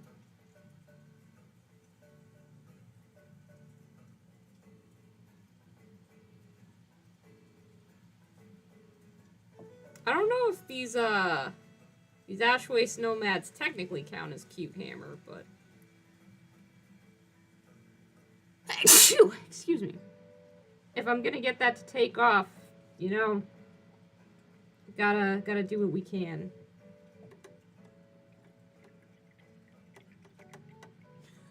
I paint Halloween punks. I'll leave meat and candy to the professionals.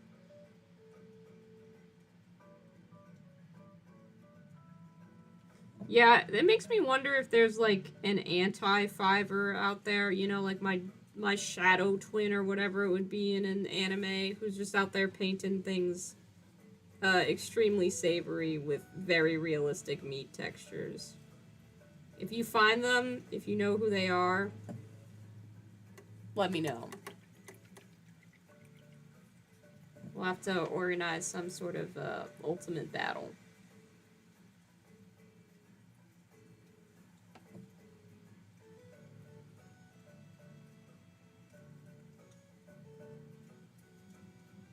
Oh, apparently I have a low battery in my phone. Let me grab a phone charger. I'll be right back, friends.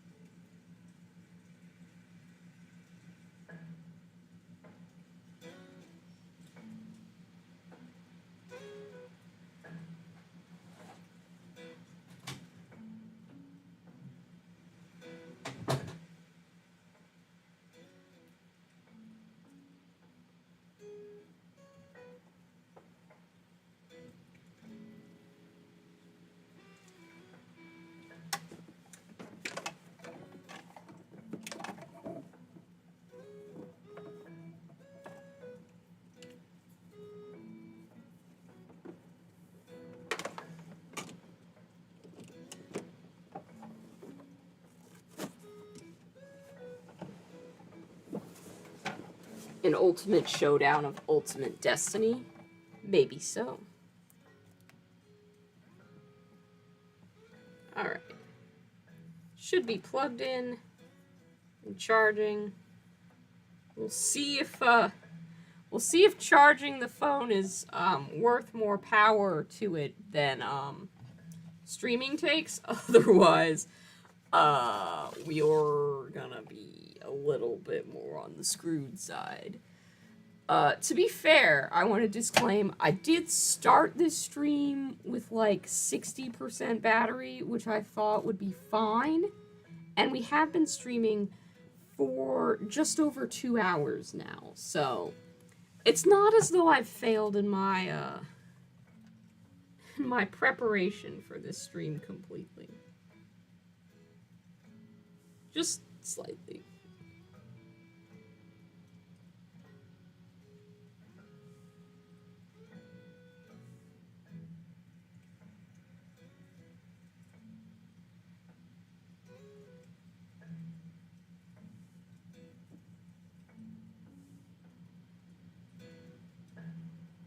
I am always amazed at how much progress I'm able to make while streaming, though, because oftentimes sitting down and talking with someone, even if it's just, you know, sort of messaging back and forth the way that this is done, it is very good for keeping you sat in a chair and not getting distracted by the various things going on around you.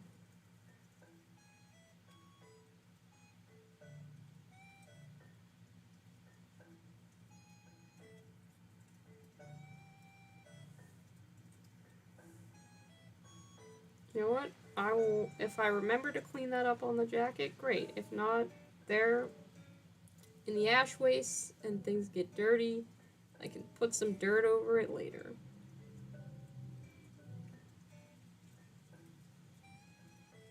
Plus, Reichland Flush Shade will come in, and that will help hide a lot of the messier parts. Okay, we just ticked up from 14% battery to 15% battery, so it looks like we are in fact successful in the charging of the battery is giving the phone more power than it is exporting in order to stream. So we good. We can keep going. Crisis averted. Did also realize that I'm wearing like McDonald's yellow pants today, so this is just fated to be.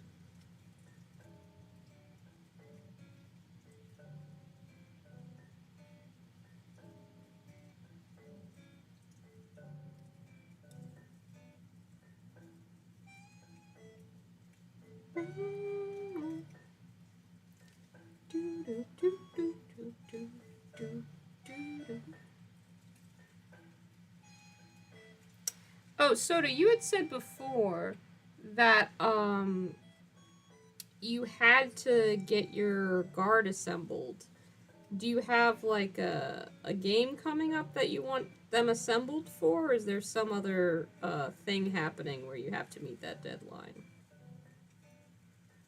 For those of you not in the know, by the way, Soda Addict has a channel, a YouTube channel, where he talks about various games, not always Games Workshop, but sometimes Games Workshop.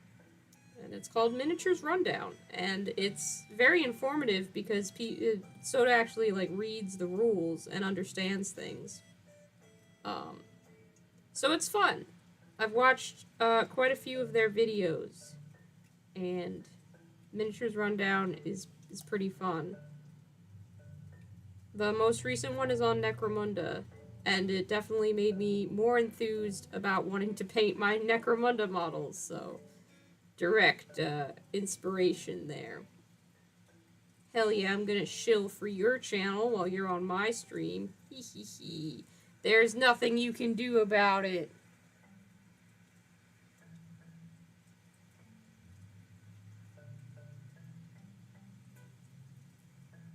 You're starting a new game night. Oh, that's awesome. Friday night 40K.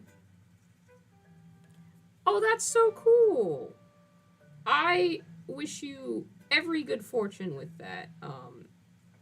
starting up new game nights is great.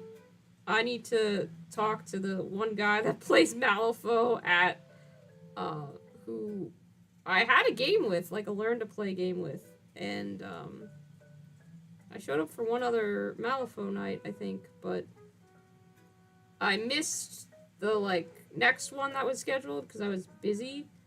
And then there wasn't another one after that, so I need to be like, hey, we fell off the thing with Malifaux. We gotta get Malifaux back in the store.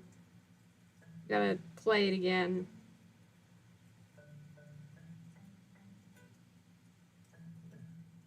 Cause I need to be like, I need to channel the enthusiasm of my favorite, well, the protagonist of one of my favorite anime. I need to be more like Hinata Shoyo and just freaking play every game of Malifaux that I have the opportunity to play in order to ensure victory.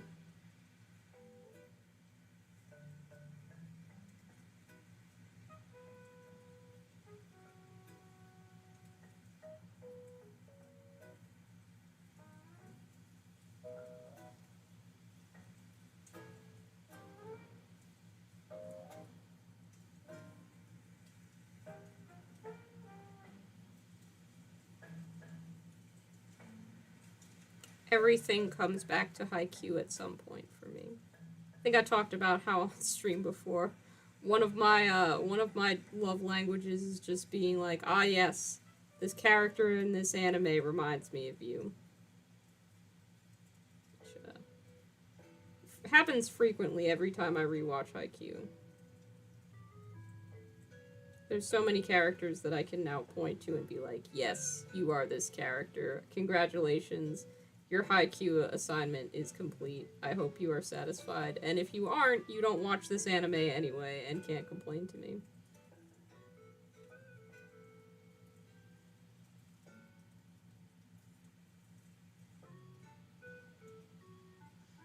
Yes, do go there and get your butt kicked for the greater good, Soda. That's what 40K is all about. If I could, since you're gonna be there, and we're just let's pretend theoretically that I, a person who has had bad experiences with the 40K community, has hesitantly decided to tote my little ice cream nights in and show up and be nervous to play because I don't know what it is about 40K, but it never feels as friendly as it should be. One thing that you might consider doing, and I can't remember if you work at this store and have the ability to affect policies and change, or if you are just an individual. But one thing that would be really, really cool,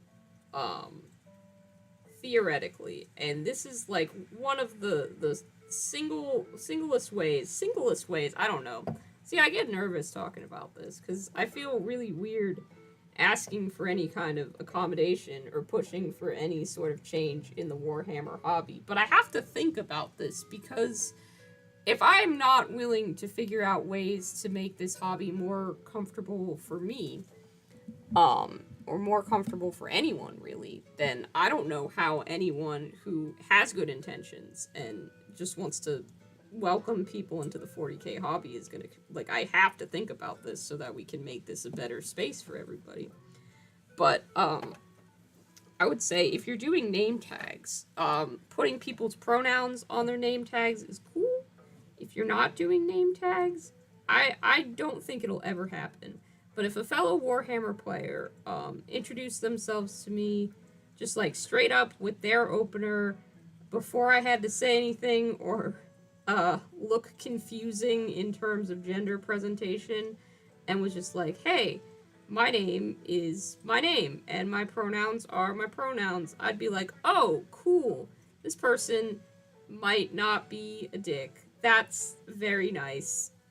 I don't know how to, like, address the fact that that would instantly make me feel more comfortable. Like, I don't know why that would be such a nice thing for me to feel like maybe I won't have a shitty Warhammer experience, but it would. So, even though that's really weird, it's probably not actually weird. My brain's just like, wow, you're making a thing about the fact that you don't conform to a societal norm and are trying to make a space inclusive. How fucking dare you? But I'm gonna say it all now in a really awkward stream that 4 people are watching.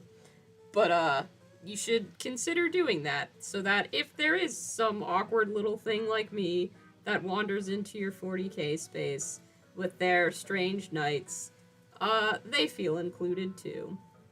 End of rant. Also, I won't be there because I don't live near you.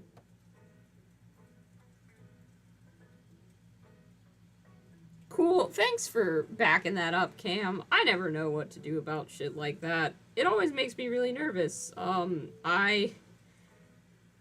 Yeah. I'm not. Oh shit. Okay. Why am I still nervous about this? This is fun. Anxiety is a real, genuine problem, and, I get very nervous to ask for anything. Because pretty much I'm just like, as long as you're allowed to exist in this space, you shouldn't ask for anything special. Fives, just shut up and move on. But things should be better than just shutting up and moving on. So we're gonna try and be a little bit bolder this year and make sure that we are like, hey, if you're wondering what you can do, these are things that you can do that would make me specifically comfortable. And they may not work for everyone, but I'm still a person, and my opinions count on occasion. So there we go.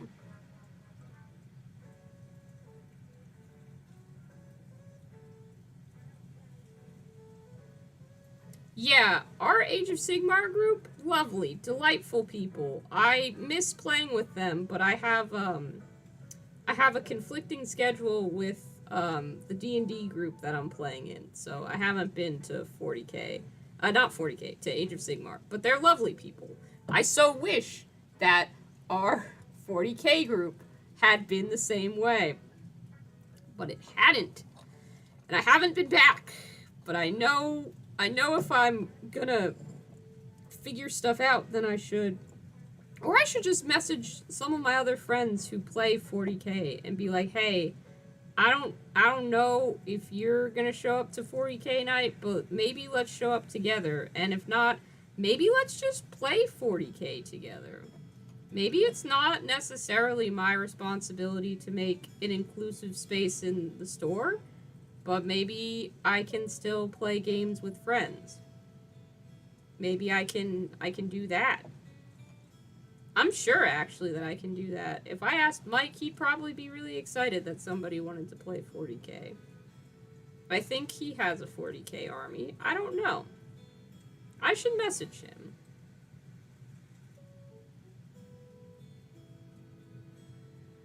I'm gonna do that. When this stream is over, I'm gonna message Mike and be like, hey, I bought knights. I have knights now. I need to learn how to play 40k again. Could you teach me sometime, please? I will provide snacks or a pizza. Fun fact, if you attempt to bribe anyone in the Midwest with a Casey's pizza, there's at least a 60% chance that they will acquiesce to your request.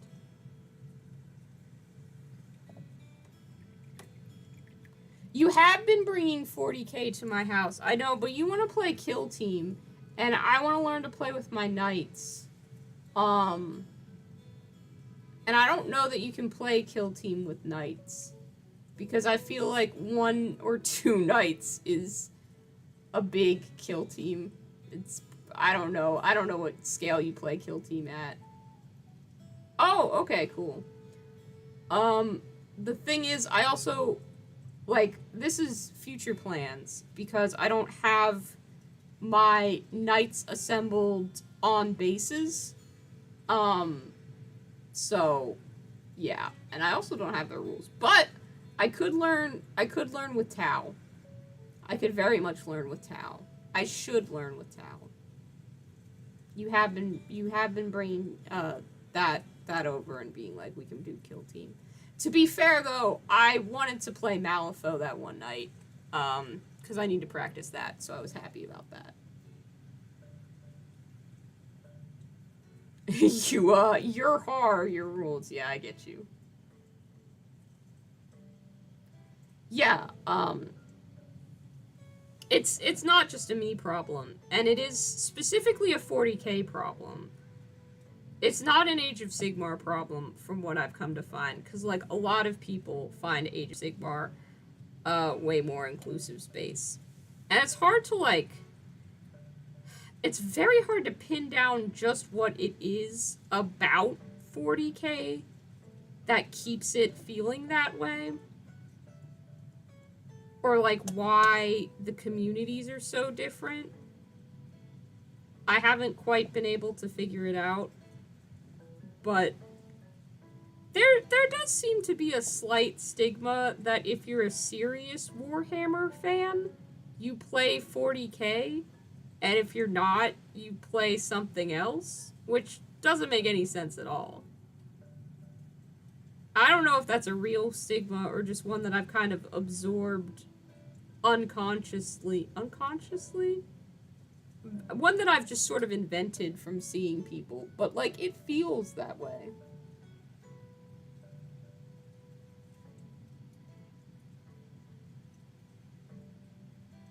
That sucks, Soda. I'm sorry that your game store had to do that.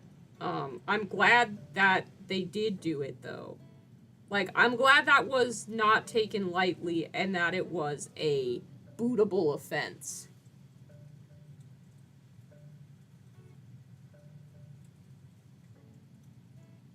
Oh, man. I do want to hear that tea, honestly, Cam. That sound like...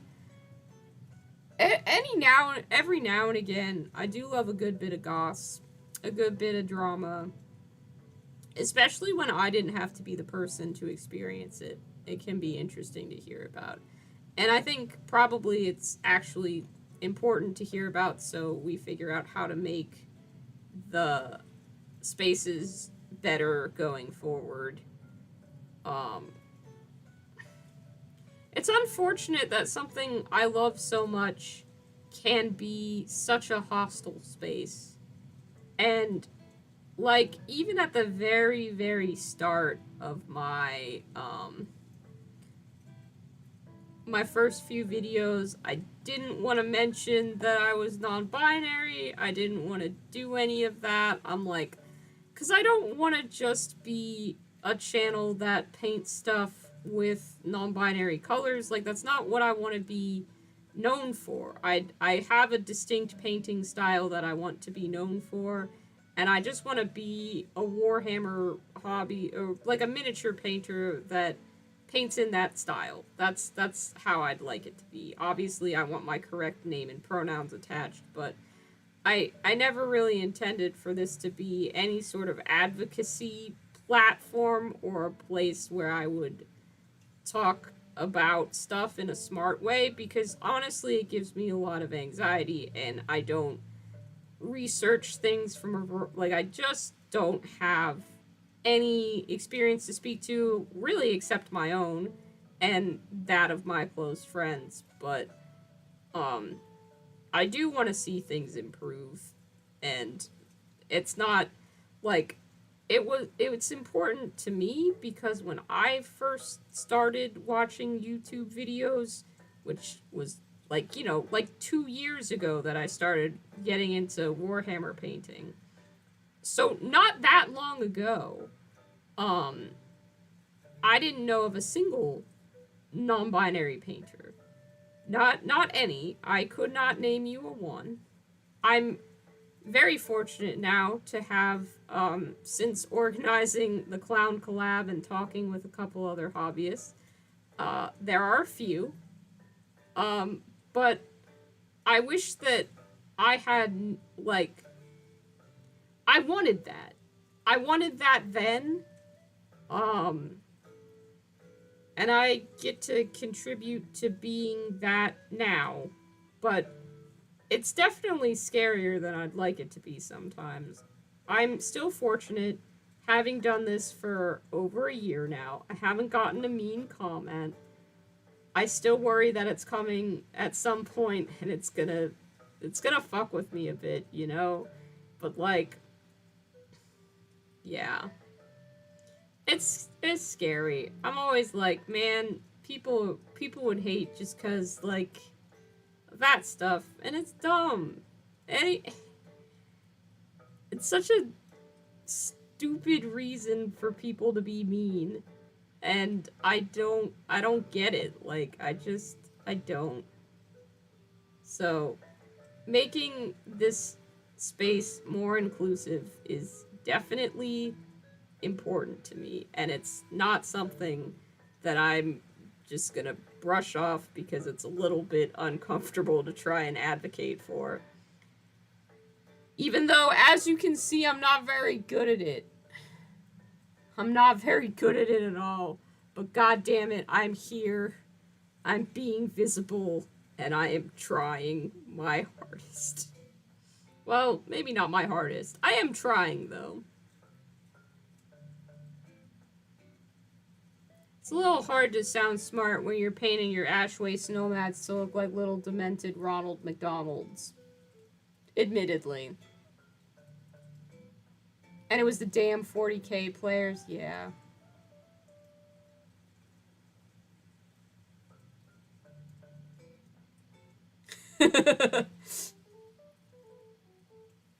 Yeah, it's probably a little bit harder to be an employee and have to, like...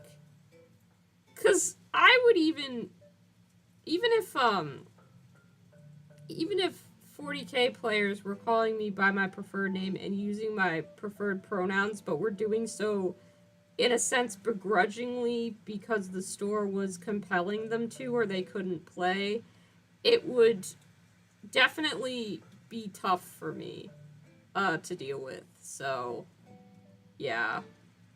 I've got to say, your bull in a china shop method is probably pretty relatable.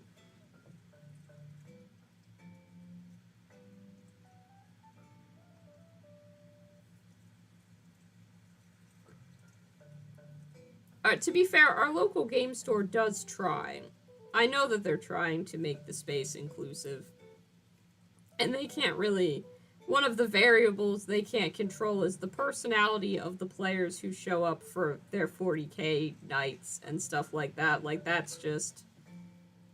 You know, it'll be what it is. So, yeah. But they do their best. I'm sure if I had... like, if I had brought any of my concerns up to an employee at the time, then something might have happened. But I didn't want to do that. I was very uncomfortable, and obviously I'm not great at expressing myself when I am in discomfort. It is something I am working on.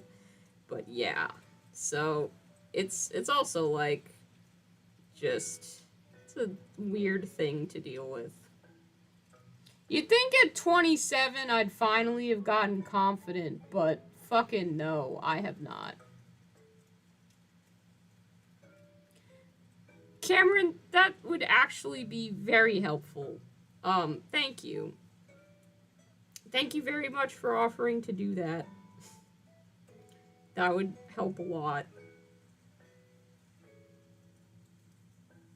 I'll definitely take you up on that. But I want my nights to be in a better state than they are. I mean, they can't just be pieces. Alright.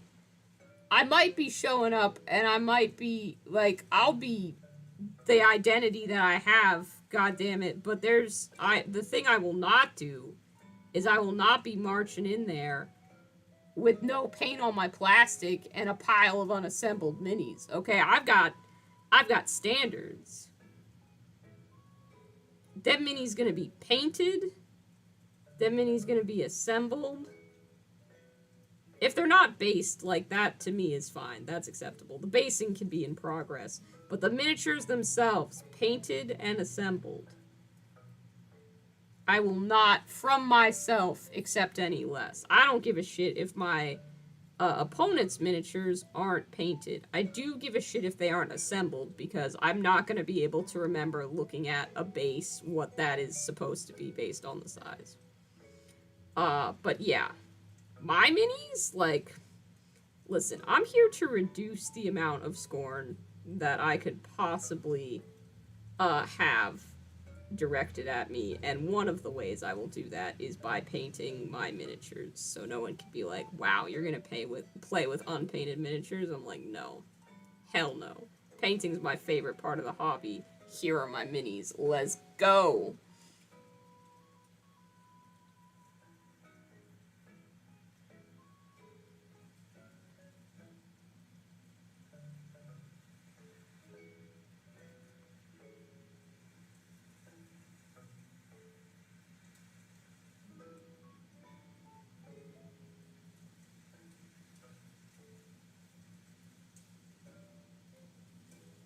Sorry, that was a lot of discussion to be had. I apologize for reducing the chillness of that vibe.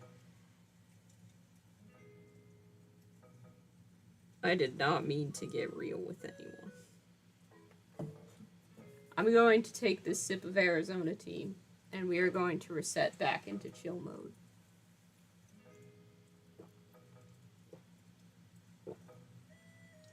That was a very big sip. These cans do not last as long as they should. I think I've had 2 of these today, which is slightly concerning. Maybe 3. I don't know. It's New Year's, though. It's the holiday. I can drink Arizona tea if I want to. My neighbors were setting off some very illegal fireworks last night, so that was fun to see. My cats will, like, look up at the first 1 or 2 fireworks, but it's very nice that they trust me enough that they will look at me. I'll be like, yeah, it's okay, it's no big deal. And then they don't panic. Like, I know a lot of people whose dogs or cats will freak out. They'll hide under the couch. They'll tear stuff up. Me and my cats just sit on the couch and continue watching our YouTube videos like it's nothing.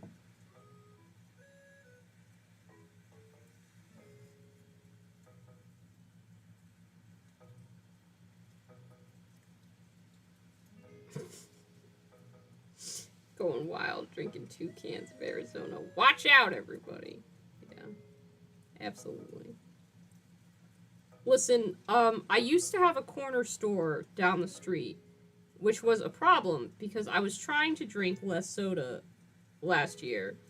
And I would just not buy Coke, but then I had the knowledge that if I wanted a Coke, which I did all the time, all I had to do was walk down the street, and I, like, walked literally 3 houses from my house, and there was a corner store. That corner store closed. I was devastated. Yes, it did close. However, a week after that corner store closed, there's a sign up on the door that a new corner store is coming there. Which I'm happy and sad about. Like, obviously I'm happy to have a new corner store. I don't know what the quality of that corner store is going to be. Hopefully good. Hopefully, like, pretty much the same. But I had been a regular at the old corner store. I knew the guy's name. He didn't charge me credit card fees, and he gave me free bubble gum when I told him it was my birthday. I missed that. I was a regular, and now I don't see Abe anymore, and it's sad. So, hopefully the people at the new corner store are nice, and I can also befriend them. And get them to stock Arizona green tea. Because I'll buy all of it. Like, 1 a day over the course of a week. Like a fucking addict. I don't know. I know it's more expensive to do that, right? Like, I knew if I just bought soda for myself, it would be more economical. But I love convenience stores. I love the vibe. I was never allowed to buy stuff from convenience stores when I was young. Mostly because we didn't have one that we could walk to. And, like, my parents, we were solidly, like, sit in the car while I go into the well, I pay for the gas at the pump kind of gas station family. But nowadays, we will get a little treat everywhere we go kind of vibes. Like, if you're stopping at the gas station, I am getting out of the car so I can go take a little peek at the snacks inside. I wanna scope out the vibe. I wanna see what's happening. I will buy you a little treat. I will buy me a little treat. I love that.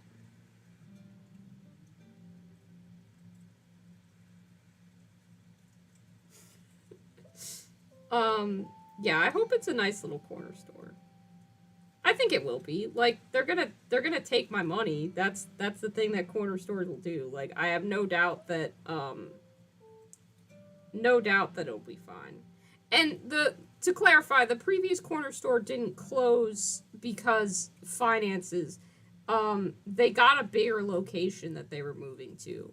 So Abe was very excited about that. He said he was gonna throw a barbecue at the new location, and he was like, "You should come." And I'm like, "It's gonna be a barbecue in winter in Illinois. I'm not coming to that. I'm gonna freeze and die." And he's like, "You should come visit me at the new store." And I'm like, "Maybe." You, however, are moving more than 3 houses down from that. So, like, yeah. I don't know. It wasn't the free shit that was important, because I don't even really like bubblegum. It's still sitting at the bottom of my Mothman bag, where it will probably live and die its life. But it was the fact that, you know, I was irregular enough, and I mattered enough to one person who remembered me and was like, it's your birthday, so you get free shit. Like, that's just sweet. It's nice. I'm hoping for, like, similar, like, neighborhood run kind of vibes, and not like, this is a 7-Eleven, please leave. Because if I wanted that, I could walk an extra block and be at the Circle K. So, there's no shortage of, like, don't worry, guys. I have places that I can go if I really need a Coca-Cola or an Arizona tea. I'm surrounded by a small pocket of walkability in an otherwise unwalkable city.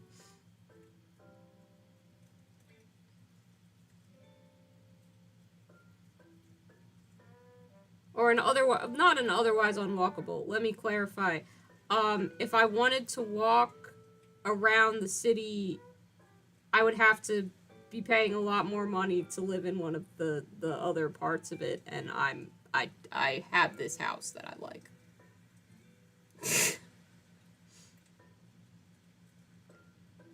Yeah, it's cool to know them if they're chill or nice or whatever. Yeah, I always felt comfortable going in there. Like, Abe was super chill. He also had a sword behind the counter, which was cool as fuck. Like, I don't know why he kept it back there. He didn't look like he knew how to use a sword. Like, he was sort of an older, Iranian gentleman. And he was very chill. Like, he was always out, leaning out, like, the front door, smoking cigarettes and stuff like that. Like, he was just happy with his little store and stuff.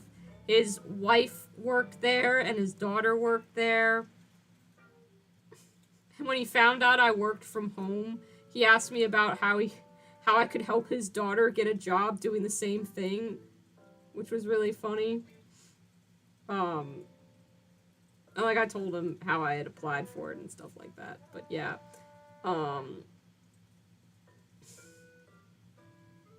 Yeah, it's just nice. I don't know why there was a sword there, but it definitely added to, like, the whole aura of the place, I'm not gonna lie. It had a vibe.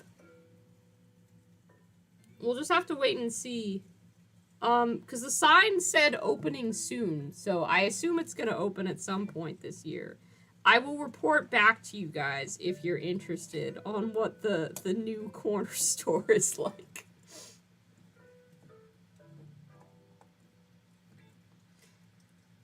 Please do not give me free bubblegum if you meet me in real life. I will be very confused. I will not remember that we've had this conversation. Especially because you guys can now identify me confidently by my tattoo. I have no idea what you look like.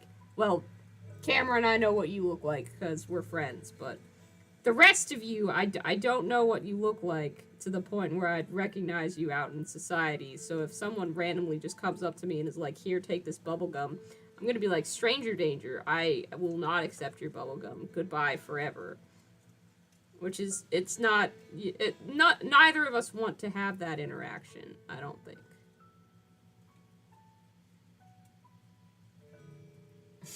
Everyone knows me by my hands. I hate that you say that, it's so creepy. Sounds very, very unsettling. My days of being a potential hand model that I never had are completely out the window. Nobody would hire me with these tattoos.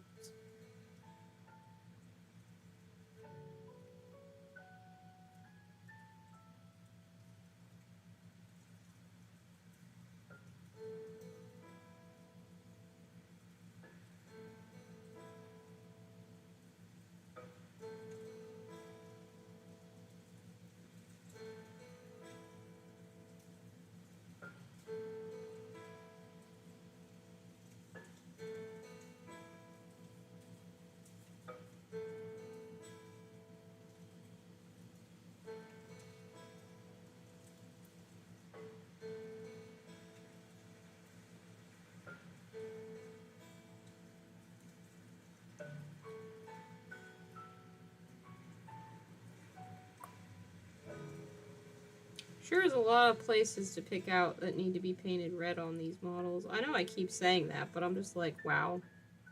It's persistent.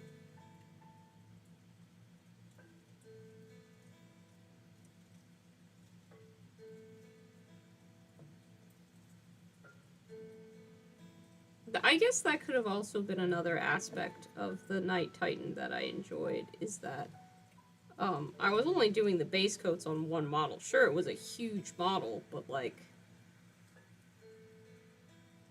it's one model. Talk about that night so lovingly. I just had a lot of fun painting it. It's not like I don't enjoy what I'm painting now.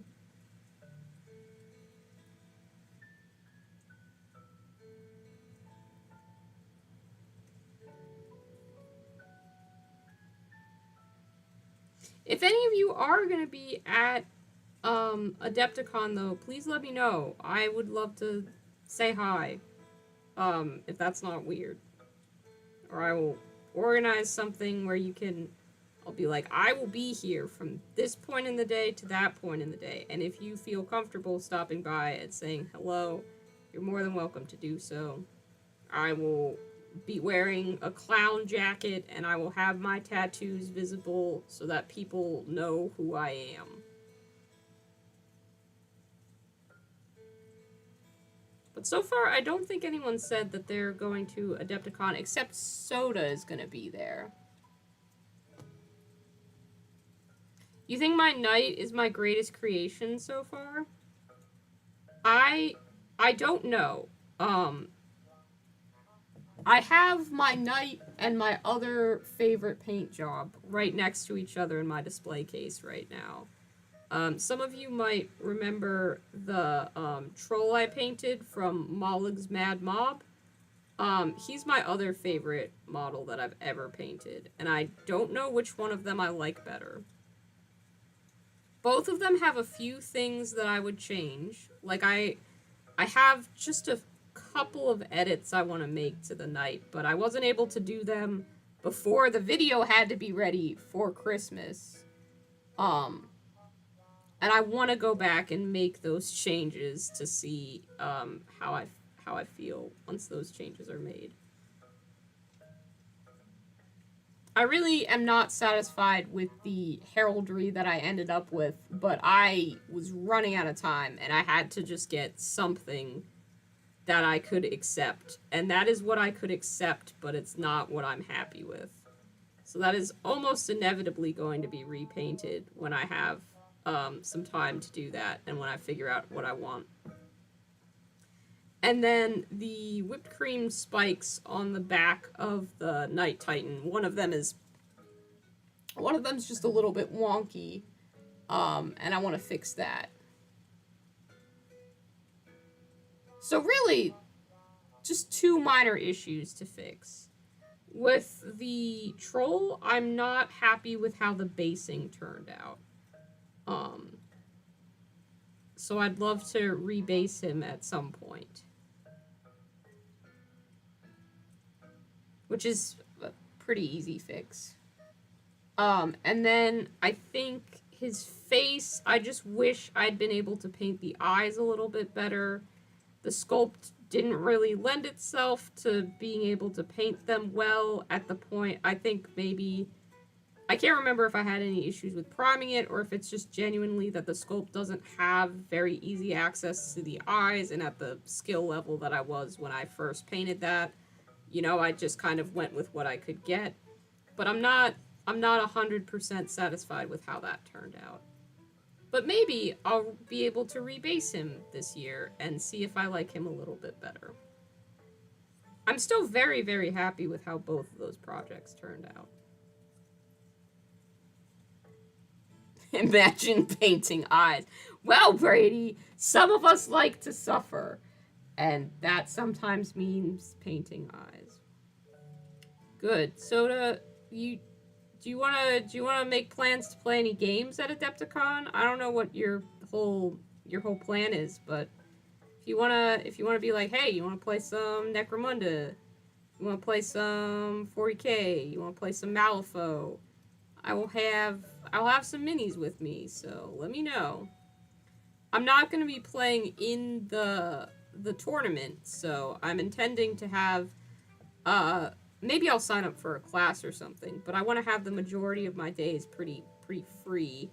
And my regrets were not playing more games or having some time to just chill and paint last year at Adepticon, so I definitely want to make sure I make time for that this year.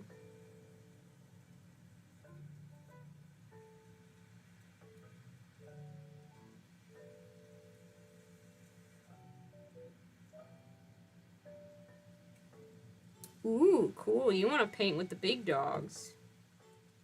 Sam and Vince. Alright, cool. I do not feel like I paint at a level where I would benefit from those classes. And I would be very nervous to file in there with my little hi, so hello, Mr. Vince, Mr. Sam. I know that you guys are extremely talented painters in your own right. How would you apply your years of experience and techniques to making this look like cotton candy? And just, yep, that'd be something. Although that intimidation factor is probably null and void. I've talked about meeting Scott Miniak before and how I was intimidated to meet him because I had a preconceived notion of how a serious painter would react to someone like me in the space. And also, when he asked for me to show him one of my paint jobs, I expected him to not be enthusiastic about it and found the exact opposite. And part of why I wanted to finish this Titan was really because I had struggled to find a good picture of the troll that I showed him last time. A good example of what I thought was super indicative of my style. So I wanted to be sure that for this Adepticon, if I meet up with Scott Miniak again, if I meet up with anyone that I'm talking to and I want to kind of like talk about my work and stuff like that, I have good pictures ready to go. I'm gonna have some good pictures.